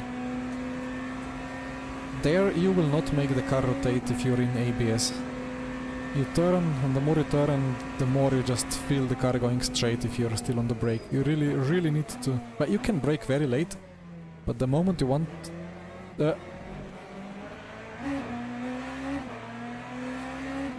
Nice. Reversing onto the racing line.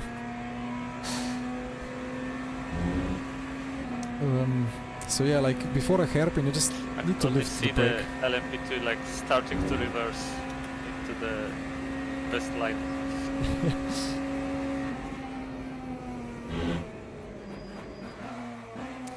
Fuji Sector 3, yeah, that's the best for ABS, because all the entries are trail braking, and if you abuse ABS, you're not gonna get the rotation, whatever you do. You can still go very deep into ABS, but it's all about feeling the ABS turning off as you reduce the brake pressure and then the car starting to rotate. Just need to feel that. It's a really hard work because of how sketchy the tires are at the moment. Very, very small margin or a very small operating window on GT3s, and that shows in the setup.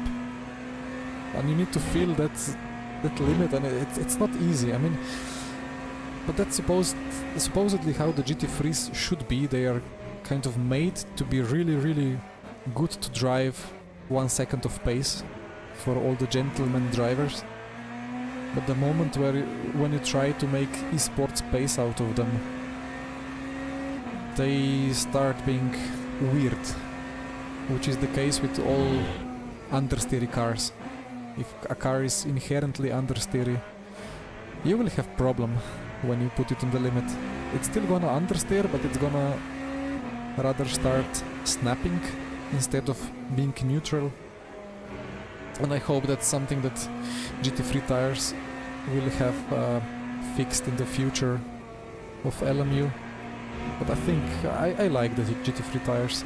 It's the biggest step since 2017 in the Studio 397 games.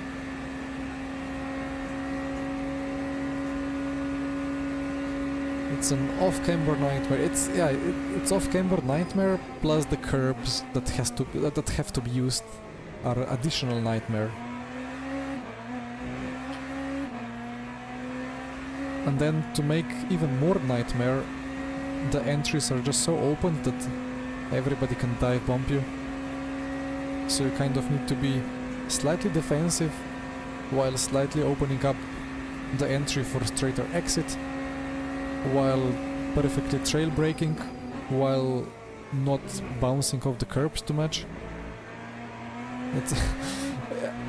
I really like to use Fuji Sector 3 to test if a car is well balanced, because it shows immediately if a car is pleasant to drive at Fuji, especially Sector 3, then it's a good car.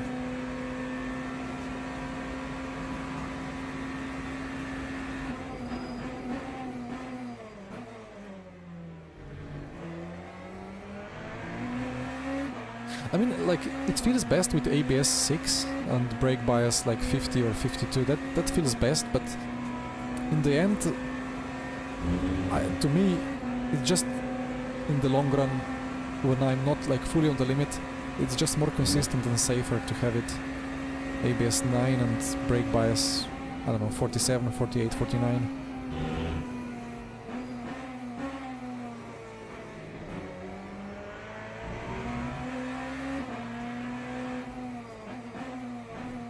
AMG GT3 at Spa. Rear dancing under braking. I think it's just too much brake input. If you were like full input on 100% brake force and already starting to rotate, then it is just too much input.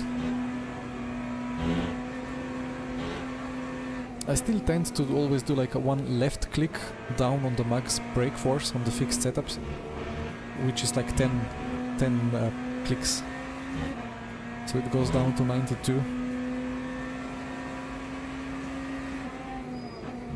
And again, I used around 70 or 75% max brake force at Interlagos with the McLaren once upon a time.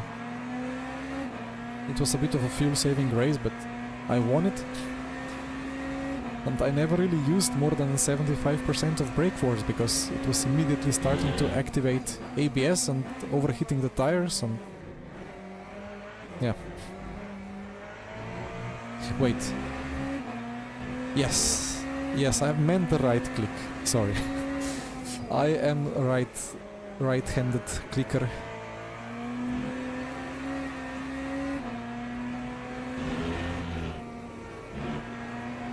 I meant the other left, not the left, but the left. So turns out that that's the right.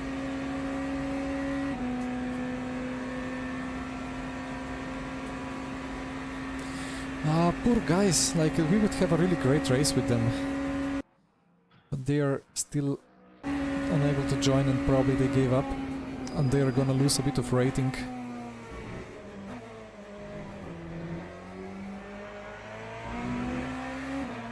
You know what, like it's really it's important to have multiple, or like if you can do it, it's worth or important, or like it's useful to have multiple lineups with good rating. Because then like if you're in some team, or if you're looking for a team and you just happen to have ownership of a team with good ratings that would put you in good splits, then you're immediately worth more. Like even when not thinking of just top level esports, maybe some people just want to rather be split 2 instead of split 8, and if they can join a driver who owns a team with high rated lineup, it's instant split 2.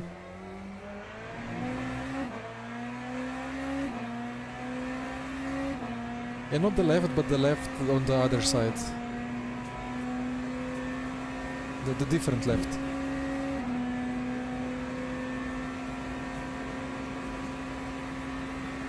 I mean, some mice have many buttons.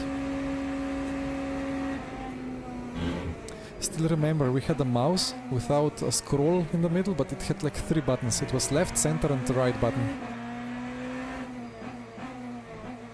I don't think I ever used the center button, but I mean, I don't know what was it for.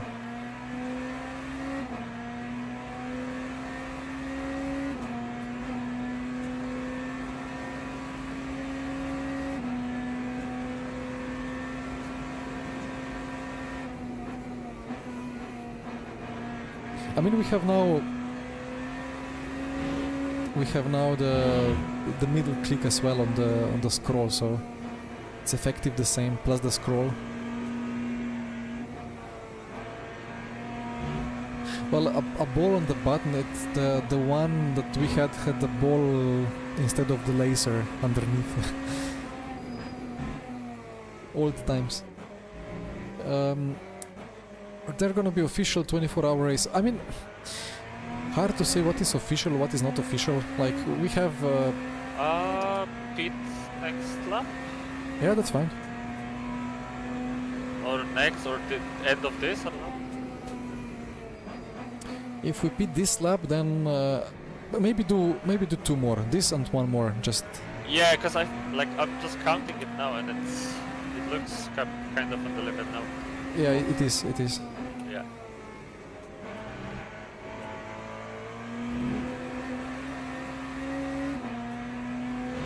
Yeah, so I mean, this 24 hour of Le Mans this weekend, it kind of is the official, like it's the official test event. It's still called a test event, but it's kind of a big one. Like they are advertising it on the social media. It has big outreach. Many people know about it. Many people will drive. Many people will hopefully watch and enjoy. So it's hard to say what is official, what is not official. But I mean, it's in the online system. It's not hosted session. It's actually like part of the online of the race control system. So to me, it's official. Yeah, David, find me the best tires that you can that are not soft or wet. I hope there is something medium remaining. Yeah. I think you will have... Well, I will just check it on the next straight.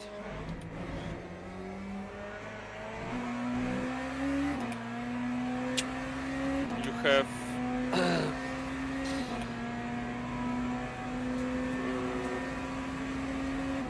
right rear...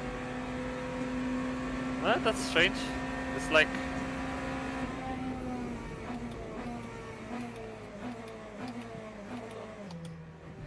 Well, basically the worst tire is gonna be 75, but 2 of the tires are gonna be 94, 95. Yeah, makes sense. because I put the new tires on the left for the start. So we have the quali tires for the right side. They are used, like the ones. No, on the okay, right. yeah, we have quali tires on the left and the used ones on the right, yeah.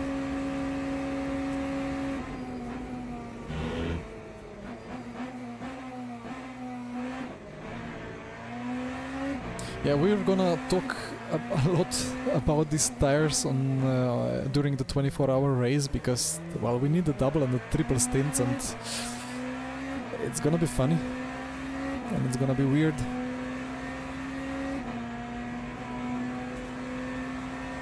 Well, FFB I think is on. I have not turned the tiny pedal to the spectate mode, so tiny pedal overlay should just pop on.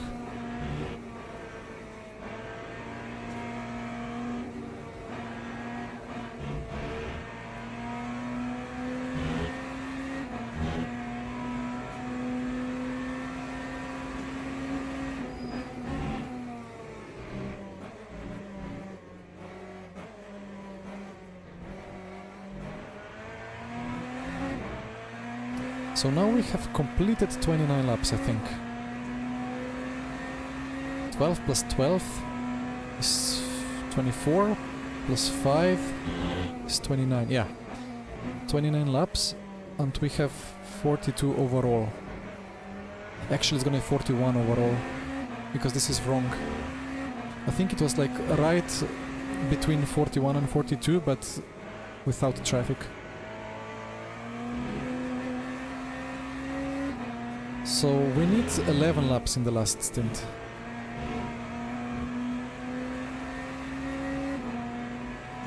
But I mean, we put full tank.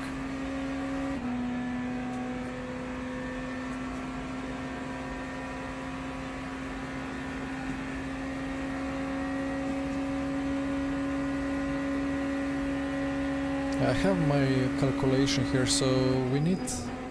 Wait, no, 30... Have I done my calc wrong? 11 laps would give us 37 minutes and a half. 12 laps is 41 minutes.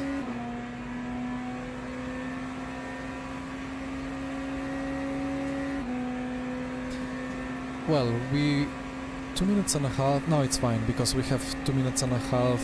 We will lose more than 2 minutes and a half, so yeah, indeed, it's 11 to go.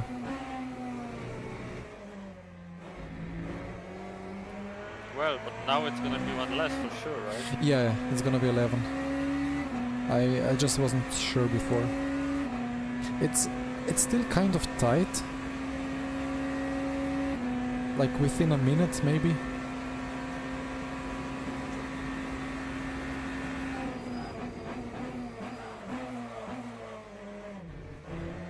Because 37... it's 37 minutes and a half for 11 laps.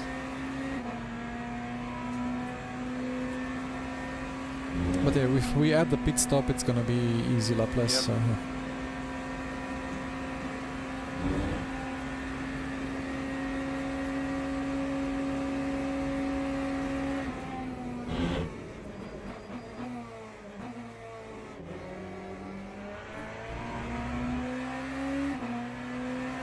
It's jumping between 41.5 and 40.5.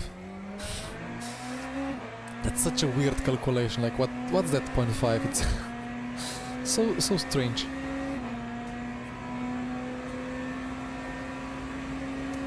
I think no brake changes. I think in the Discord there has been some messages that they are looking to turn off the brake wear until they fully understand it.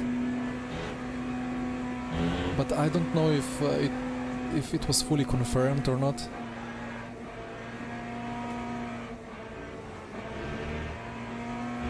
FFB I think is on. Hardware monitor. Where are you? I'm gonna clear min-max and I'm gonna see it later. Okay. 25.5 track temp.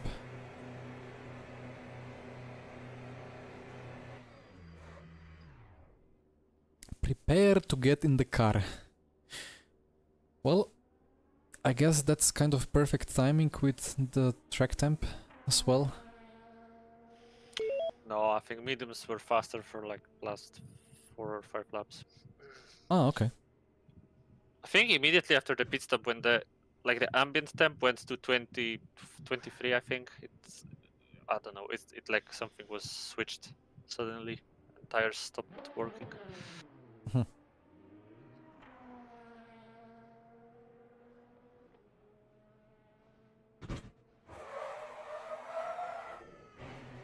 Oh, you left me complete full battery. Nice.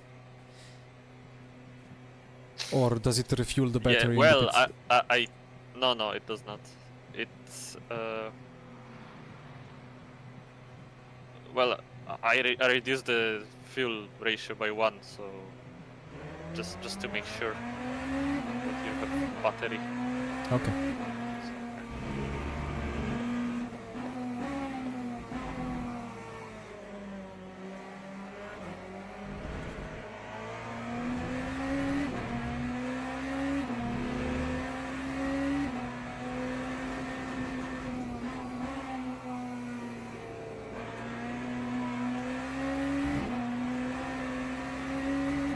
So now we have the quali tires, but on the right side they have done the first stint already.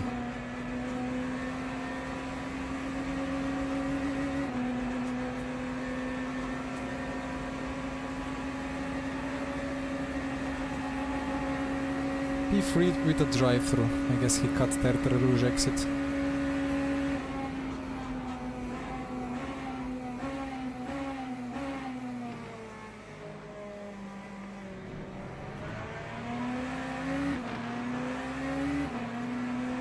Yeah, that's a dangerous combination if you have two GT3s and you go around the outside of another, but the other GT3 kind of takes the like long or like wide exit. You need to kind of slot in between them.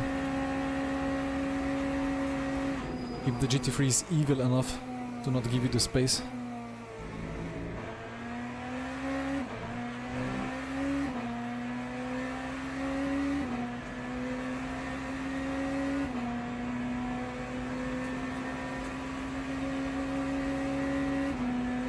This weekly race, I mean, it gives you 10 tires, but you need to use 4 of them for quali.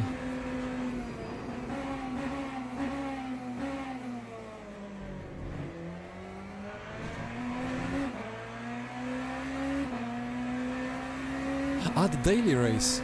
Sorry, I read wrong. Wait, the daily race, how long is it? If it's just like 1 day stint without any cold,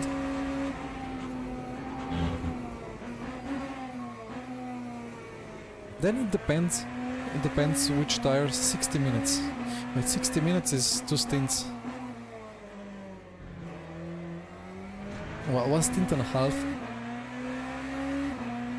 Does it make sense to change one side? Mid-20s.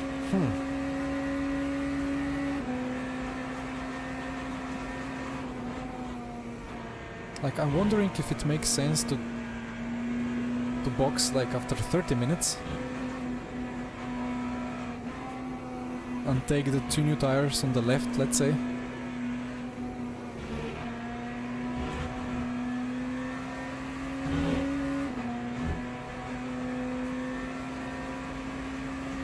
Although it's Le Mans, I mean, I guess that's the good strategic option of the race. Like, you can do 2 tire change or you don't do. But either way, I guess for sure start with new tires on, well, either on the rear or on the left, depends on, or on the front, depends on which set of, or which axle or which part of car you're wearing more. What am I doing?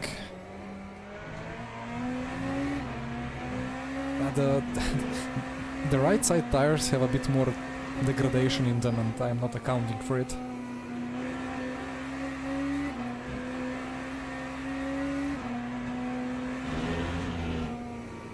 I would say the best strat would be...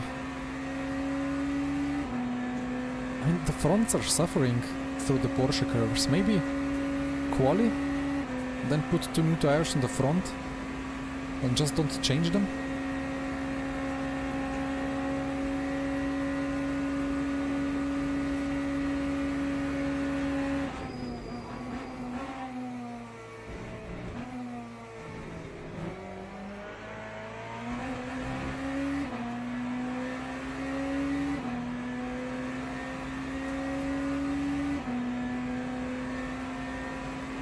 And then you do 11 or 12 laps. And then you have 5 or 6 remaining, right? 5 seconds in 5 laps. I don't think it makes sense to change in the pits.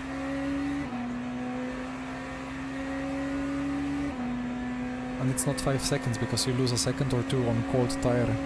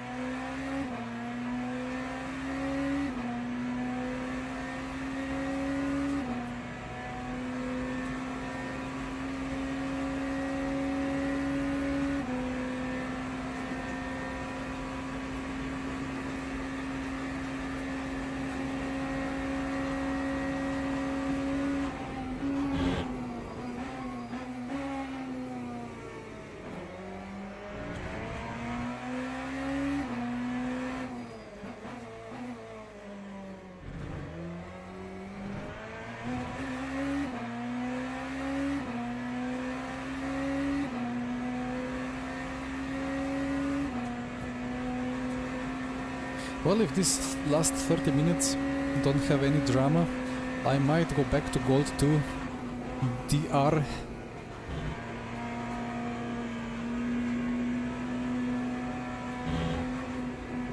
As I lost Gold 2 last time.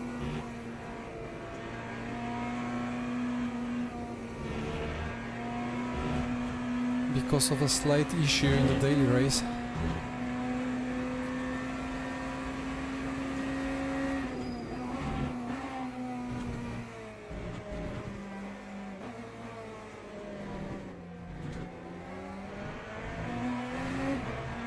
We will need to do 3 stints on the mediums.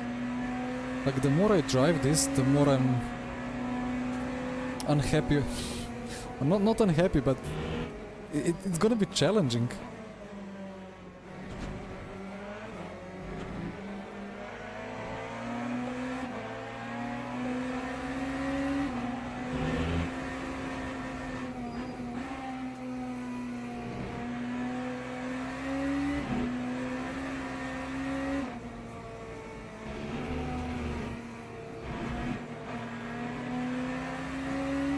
I keep getting surprised by how much quicker the hypercars are through there.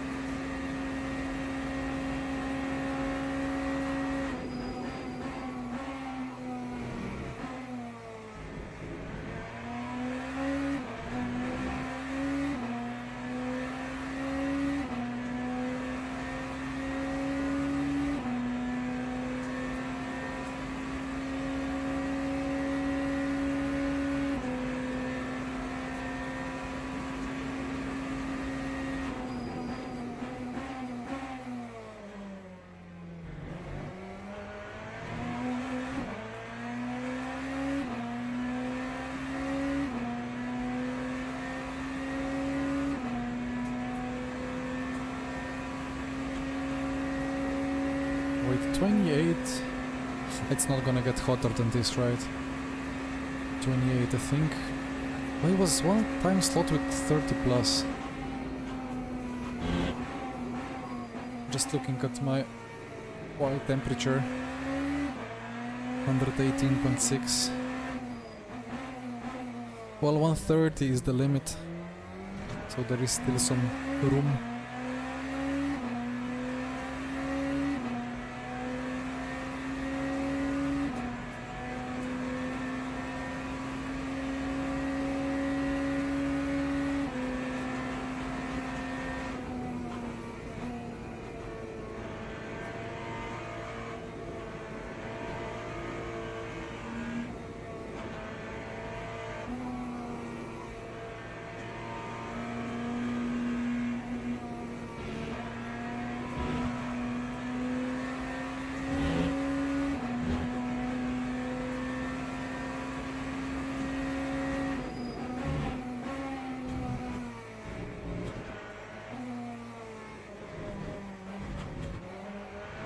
That was not a cut. Interesting. I wish I got a clean lap. Need to see the pace.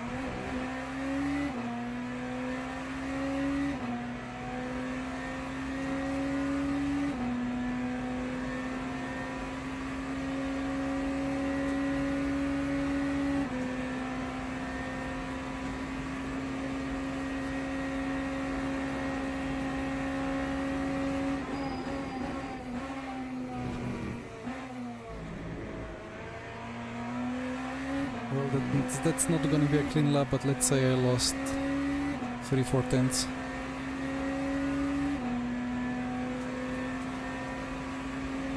I think it's the YouTube bug. If you refresh, it's gonna be more than 9 likes. Either way, it will be much appreciated. Every single like, as we try to persuade YouTube algorithm that I'm worth watching. Wait, what happened to my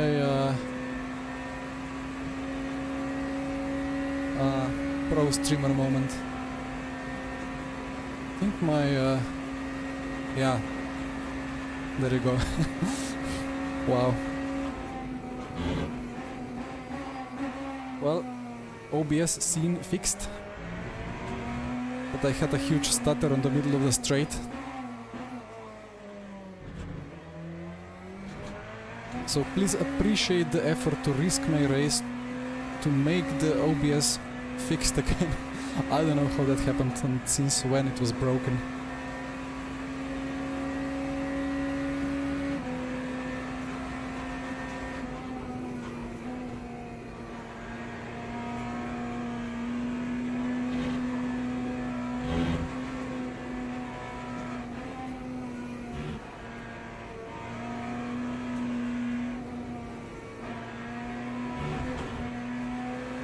That curve is scary.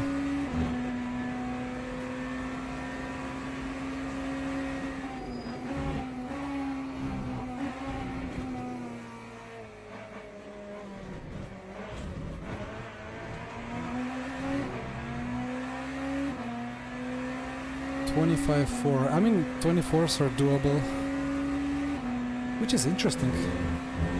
I mean, okay, it's not for old tires, but It's still a long lap and a lot of time to lose when the tires are not fresh.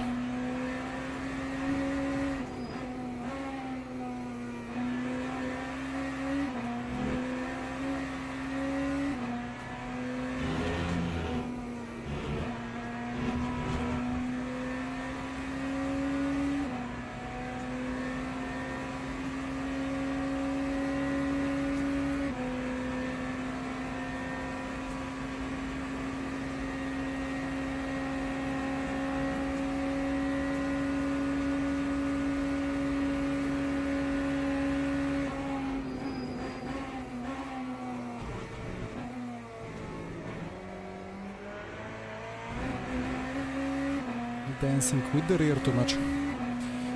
But anyway, we are not doing a triple stint today, so it's fine.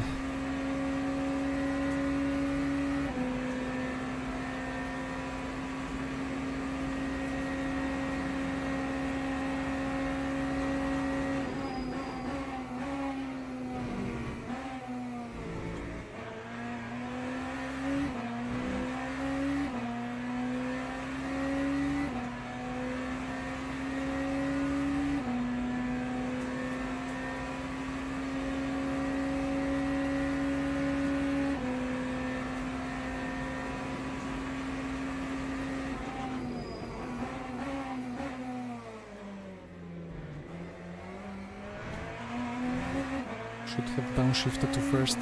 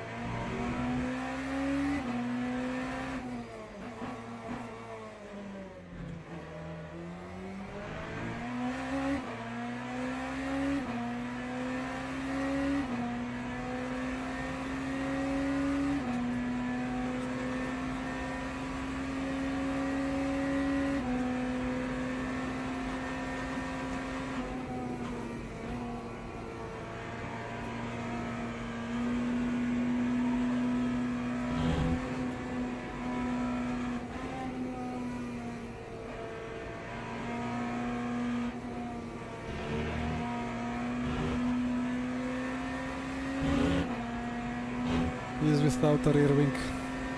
Oof.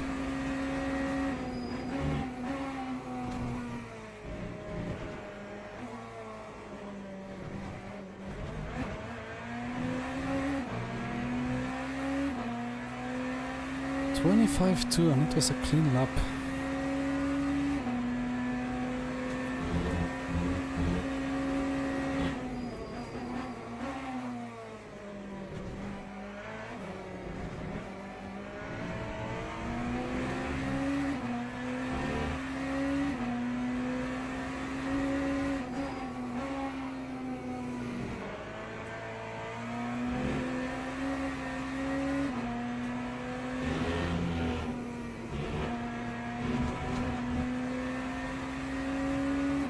Okay, the car is fine at Tertre Rouge and that's the most important corner. Not much risk of cuts. Predictable, quick, neutral, even on slightly older tire.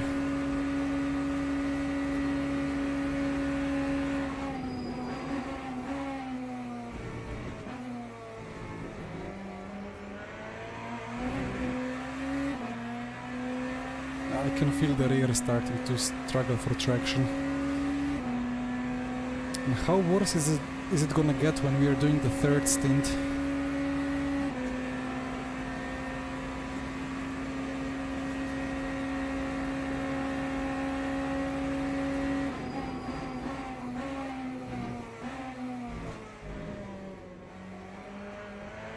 Made it.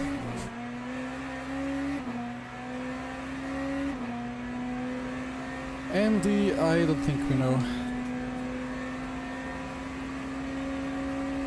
We can assume though, like, we got 5 for 2 hours and 24 minutes. times 10 is 50 points. So I hope we get 50. But 12 is that... you can see the cut points in the event, right? Or not? I don't know. Fuel and tires till the end, yes.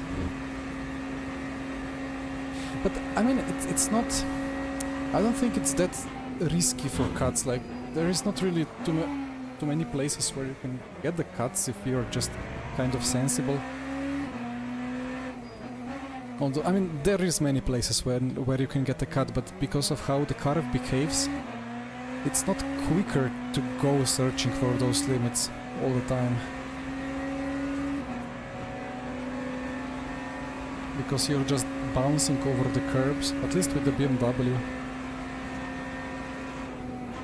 It doesn't really like the curbs.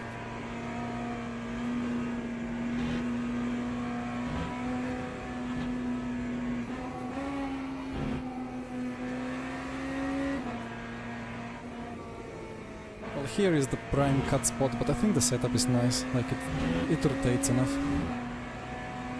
And then of course the last corners if you push it.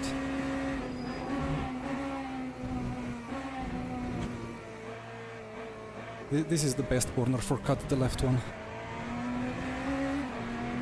Because the more you cut, the quicker you go. And I'm not cutting enough.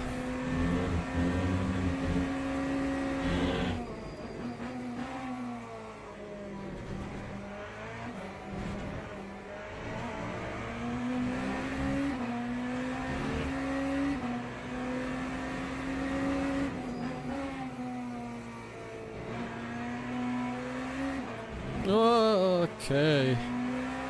Oof, scary. That's super dangerous when you have hypercar behind and you don't stick to the racing line. Good bop. We have a good bop. What's the problem?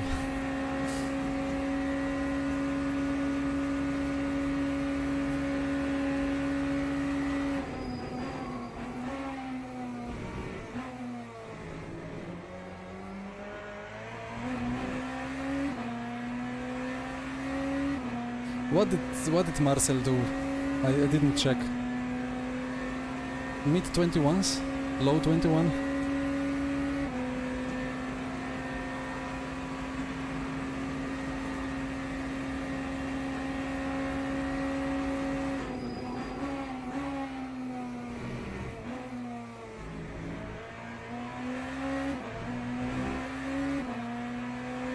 $20 to $7. Uh-oh.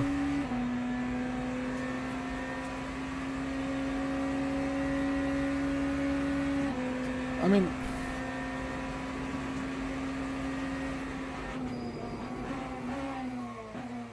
It's like reference conditions, remember? Everything perfect.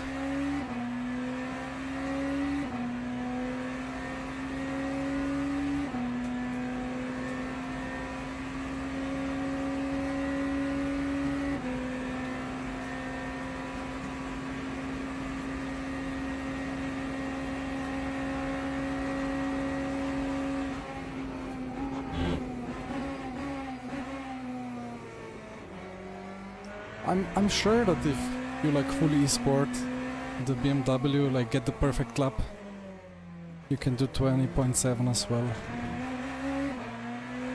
Like it's there theoretically.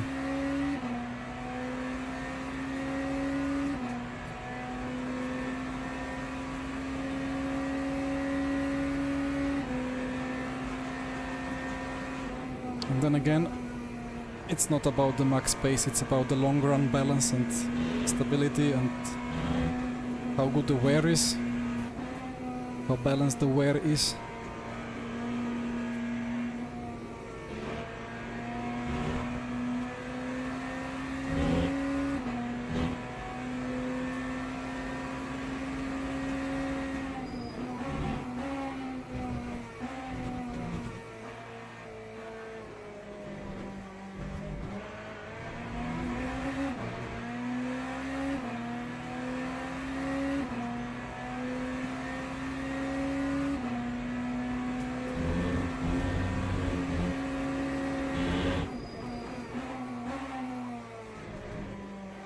went deep into the chicane thinking and knowing that the go setup and the go lap is done by me. But look, it's again, it depends. You can see this setup shop, Hot Laps, and they surely bear some weight, but look, I did not spend 3 hours trying to make the perfectest of Hot Laps. I made a good endurance setup. Surely there is 1, 2, 3 clicks still to be done on it, but it's not easy to find a good click to gain time. It's bottoming on the straight, but you just lose marginally, and if you fix the bottoming, you gain a couple milliseconds. That's a cut. No. Gain a couple of milliseconds and lose half a second in the corners and so on. Sure, it can do. I don't know, what did they do actually for Go setups? Did they do 22.5 or no? Yeah, that was with the McLaren. It was something 0.5. I did the McLaren and the BMW Hot Laps. Oh, it was high 21s, I think. I think I did 21.9.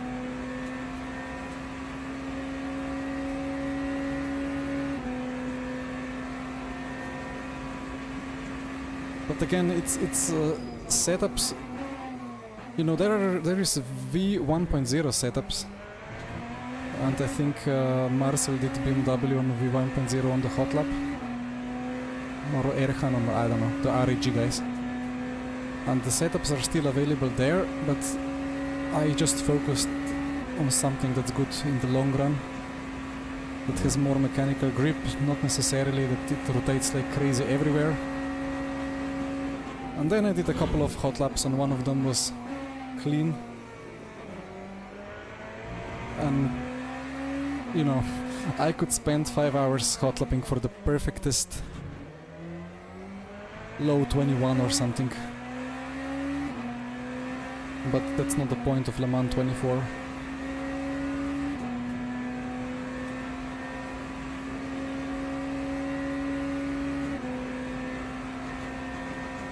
Remember the times when we had the final Le Mans 24 virtual, where Joshua Rogers with Coanda casually out-qualified everybody by 1 second. And it was nothing with Bob, because we were all driving the same LMP2.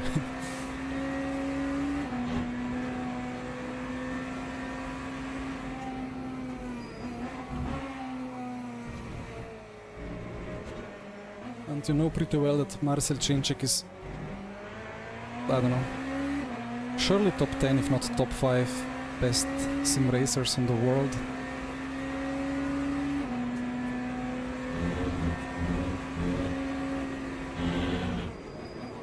And with the best sim racers in the world you sometimes get a crazy hot lap that's not really explicable. But maybe Porsche is just half a second quicker anyway and the BOP is bad. We will see.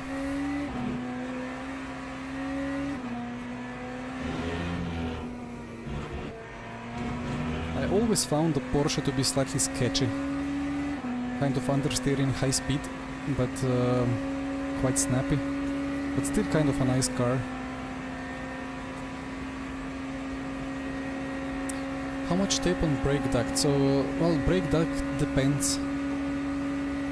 Something that doesn't make your brakes go above 900, let's say. But seeing the brake wear being probably turned off, it's really not too much of a worry. Just do something that will not keep your brakes too cold into the braking zones after the long straights. But at the same time, you don't want to just go 900,000 plus.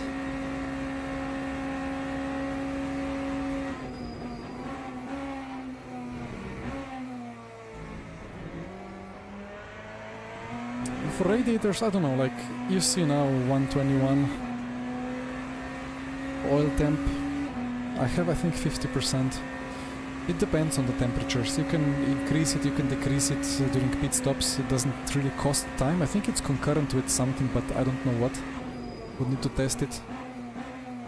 To be honest, I don't even know how much drag it causes on the straights.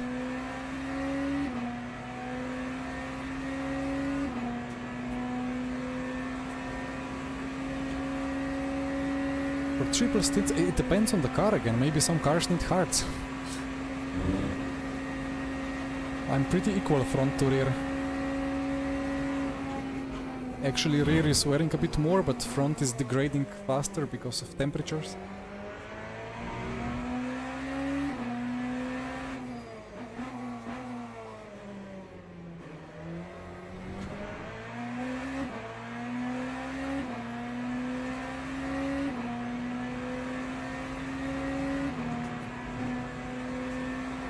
Porsche deck is high. Again, it depends on what you do with the setup, and that car is slow.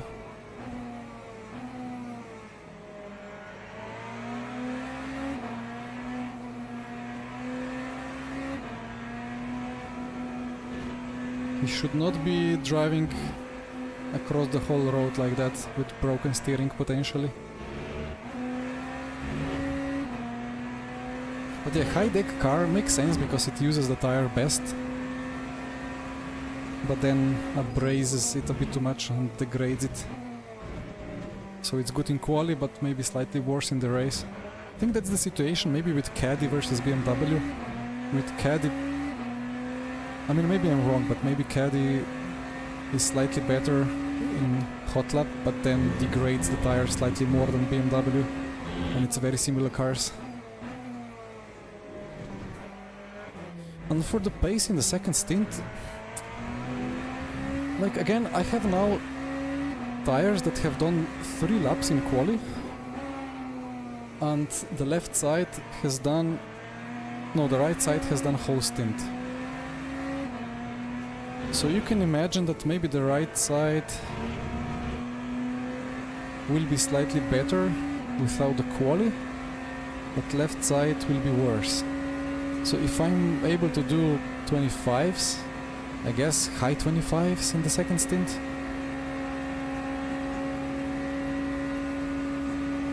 How much wear after first stint? It depends on the track temp.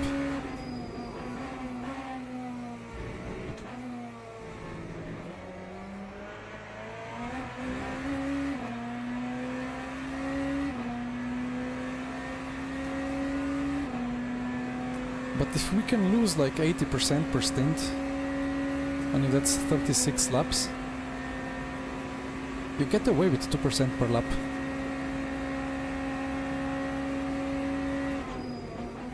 And that's kind of reasonable.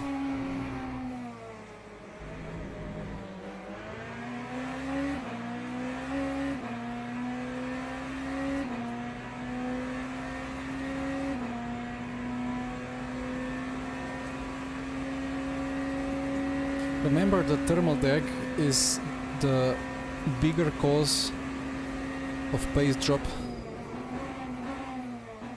but the tire cliffs because it runs out of rubber. So like in lower temps you're sliding more, you're graining kind of, it's not really implemented like that, but you're just like, you're sliding, you're removing more rubber from the tire, but you don't have any thermal drag because it's cold.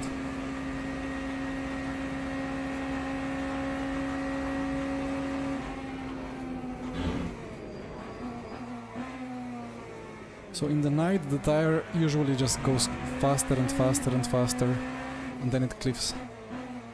But in the day you're just going slower and slower. And then you just need to change tire because it's so slow.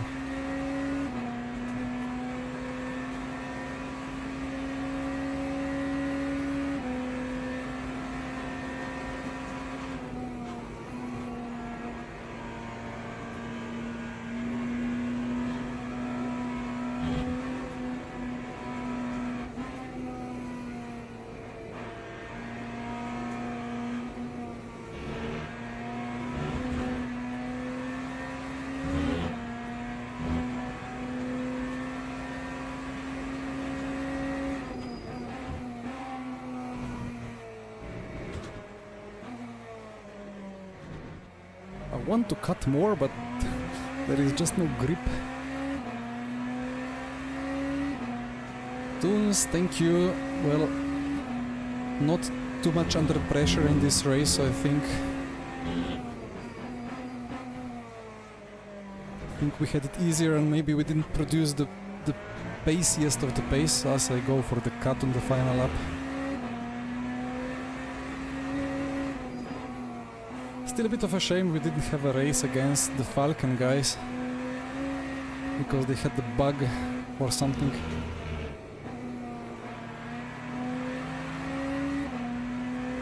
Still something to note down, because they rocketed away in lap 1 and then lost the pace. I need to make sure that on Saturday the start is good.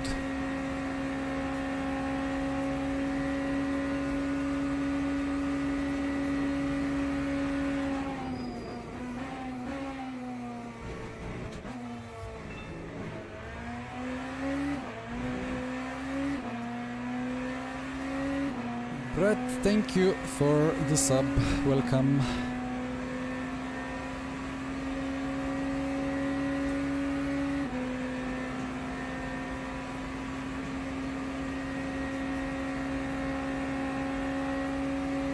Oh, you were going for the 13 lap stint?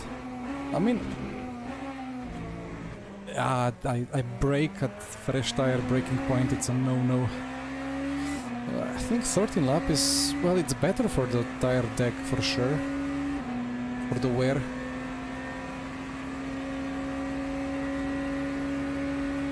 But I don't know if it's the best strategy. It's a lot of fuel saving, right?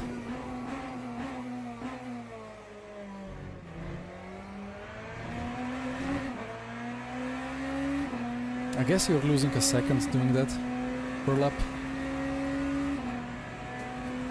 So that would be effectively then 26s, 27s in the third stint.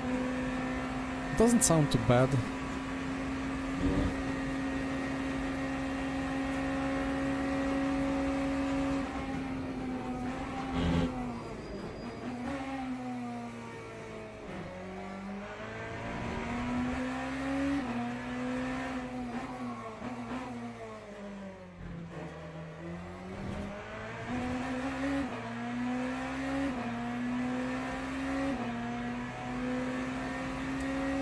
For Saturday we start the 10 UTC, I think 11 Central European time in the late morning. I think it's the only really like good time zone. It's a bit early maybe. Usually these races are started like early afternoon. But then we have only a late afternoon option which ends during F1 on Sunday, and that's, I don't think, what was the idea there. Yeah, my full push is 11.5, 11.6, then add some traffic and it's 12. Anyway, GG. We take the checkered flag and we take a bit of extra driver rating on the lineup. GG David. Well done. The pace was strange, like the car is nice, but just because of how the tires work, it's kind of sketchy, like it never fully sticks to the ground and you just need to drive through it. But the wear is good. Yeah, it felt weird for me as well. I wasn't sure if it was maybe just the low FPS for me, because the Maybe. FFB felt a bit weird as well, I don't know. Let's check if the guys had a jump start.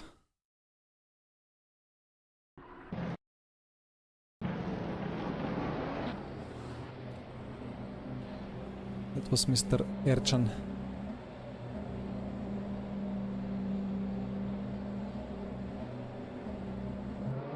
No. What was that drive through for? Thank you for the GGs. Only 40-second gap. Well, again, it wasn't the most on the limit of the races. Took it a bit safer.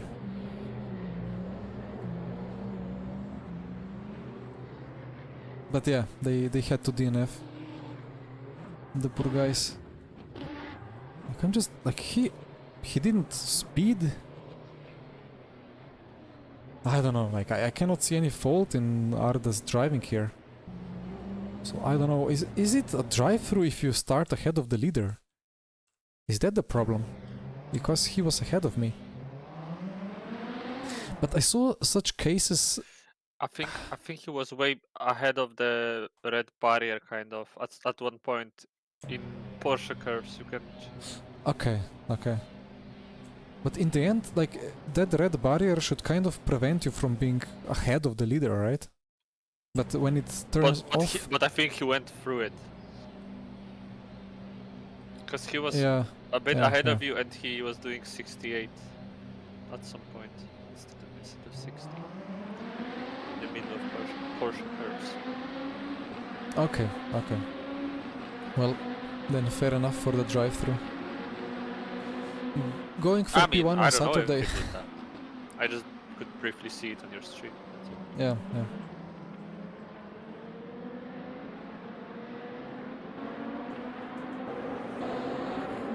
Not much drama behind. Somebody did not warm up his brakes.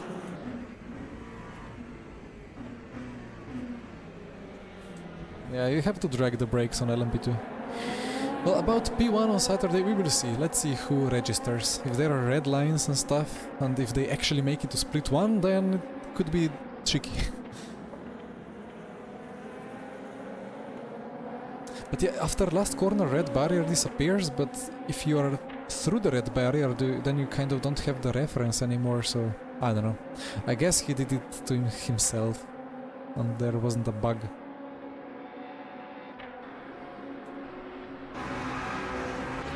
Anyway, I don't think there is anything to show in the replay there. So what I will say is thank you for watching, for the subs, for the likes, for all the good chat. It was a bit of a lonely race in the end, but we gathered some information. The car has been tested, it kind of works. Wear is fine, pace could be better, balance could be better, but it's fine, I don't know.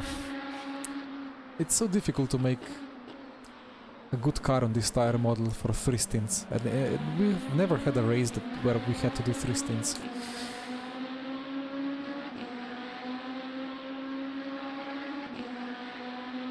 I'm gonna just quickly check something before I close down the stream. Yeah, the brake wear is bugged, it's turned off, you cannot see it. So good that they are probably removing the wear at all, or the failures. Okay. See you guys on Saturday. No stream till then. Well, before I close down, of course, we need to check the rating, right? We need to do that. Do we have the results? It's generating.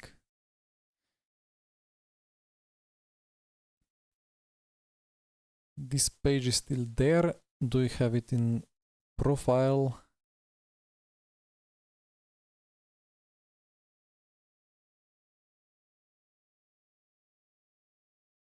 Not yet.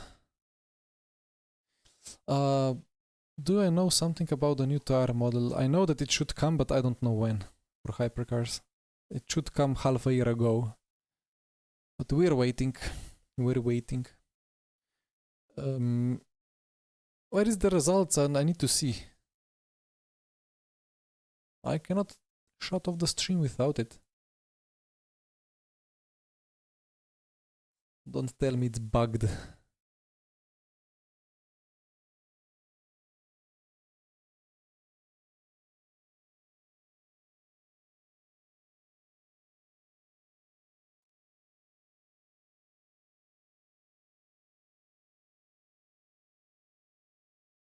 I mean, this one has to go away before it appears in the results, right? Why is there no leaderboard? Race session still progressing.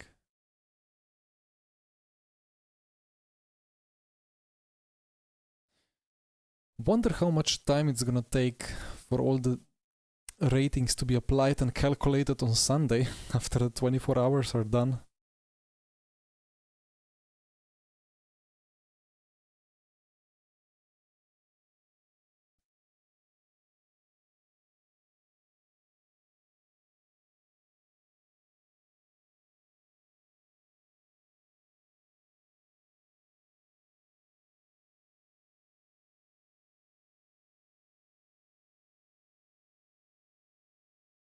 Maybe I just quickly restart the game. Ah, there we go.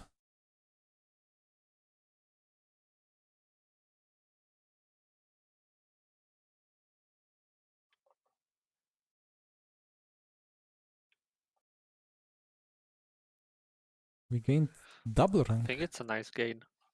2 arrows. Yeah, yeah. Well, it was ×4, right? Yes. Again, I'm more I'm always consistent, but you have better consistency grade. It's always like that. Does it need to be lower, like as low as possible, the percent? Yeah, well, it's bugged, right? It's always like that. It's the lower you get, the game says you're the most consistent. Very nice. I think I honestly I gained like 10% DR, which is nice. It never happens to me.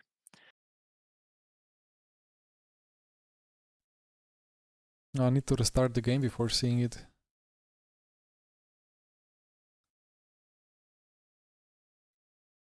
Let me restart. Oh, that was bright.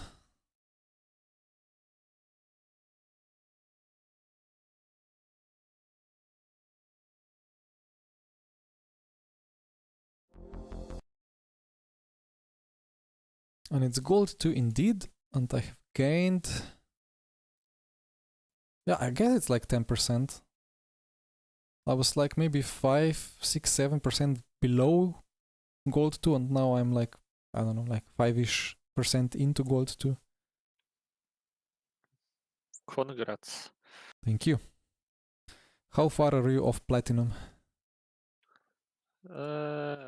Quite far. I've got like 40, 45 into gold 3. I don't know if the distance of the race affects it or not, but It does 100%, I think. even if it's like the same ×4 or ×5, the multiplayer. Or it's a team event. I don't know, but like see with normal ×4 events, the most I can get is 4% for just a victory. Yeah. Even though the events are ×4 sometimes, right? The solo events. Yeah. I mean, it depends. I guess if maybe Sander Kalash was in that event, because he's like gold 2, I think, then maybe it would be higher than 4, but usually it's whatever the multiplier is, that's the amount of percent I can get for win and pole position. Okay. So like Okay. with ×3, it's 3%, and so on and so on. So if we win on Saturday and Sunday, you go straight to platinum. I Maybe. think so. Yeah. Because the DR gates on the team events are just massive. Well, that's gonna be peak content then if we do that.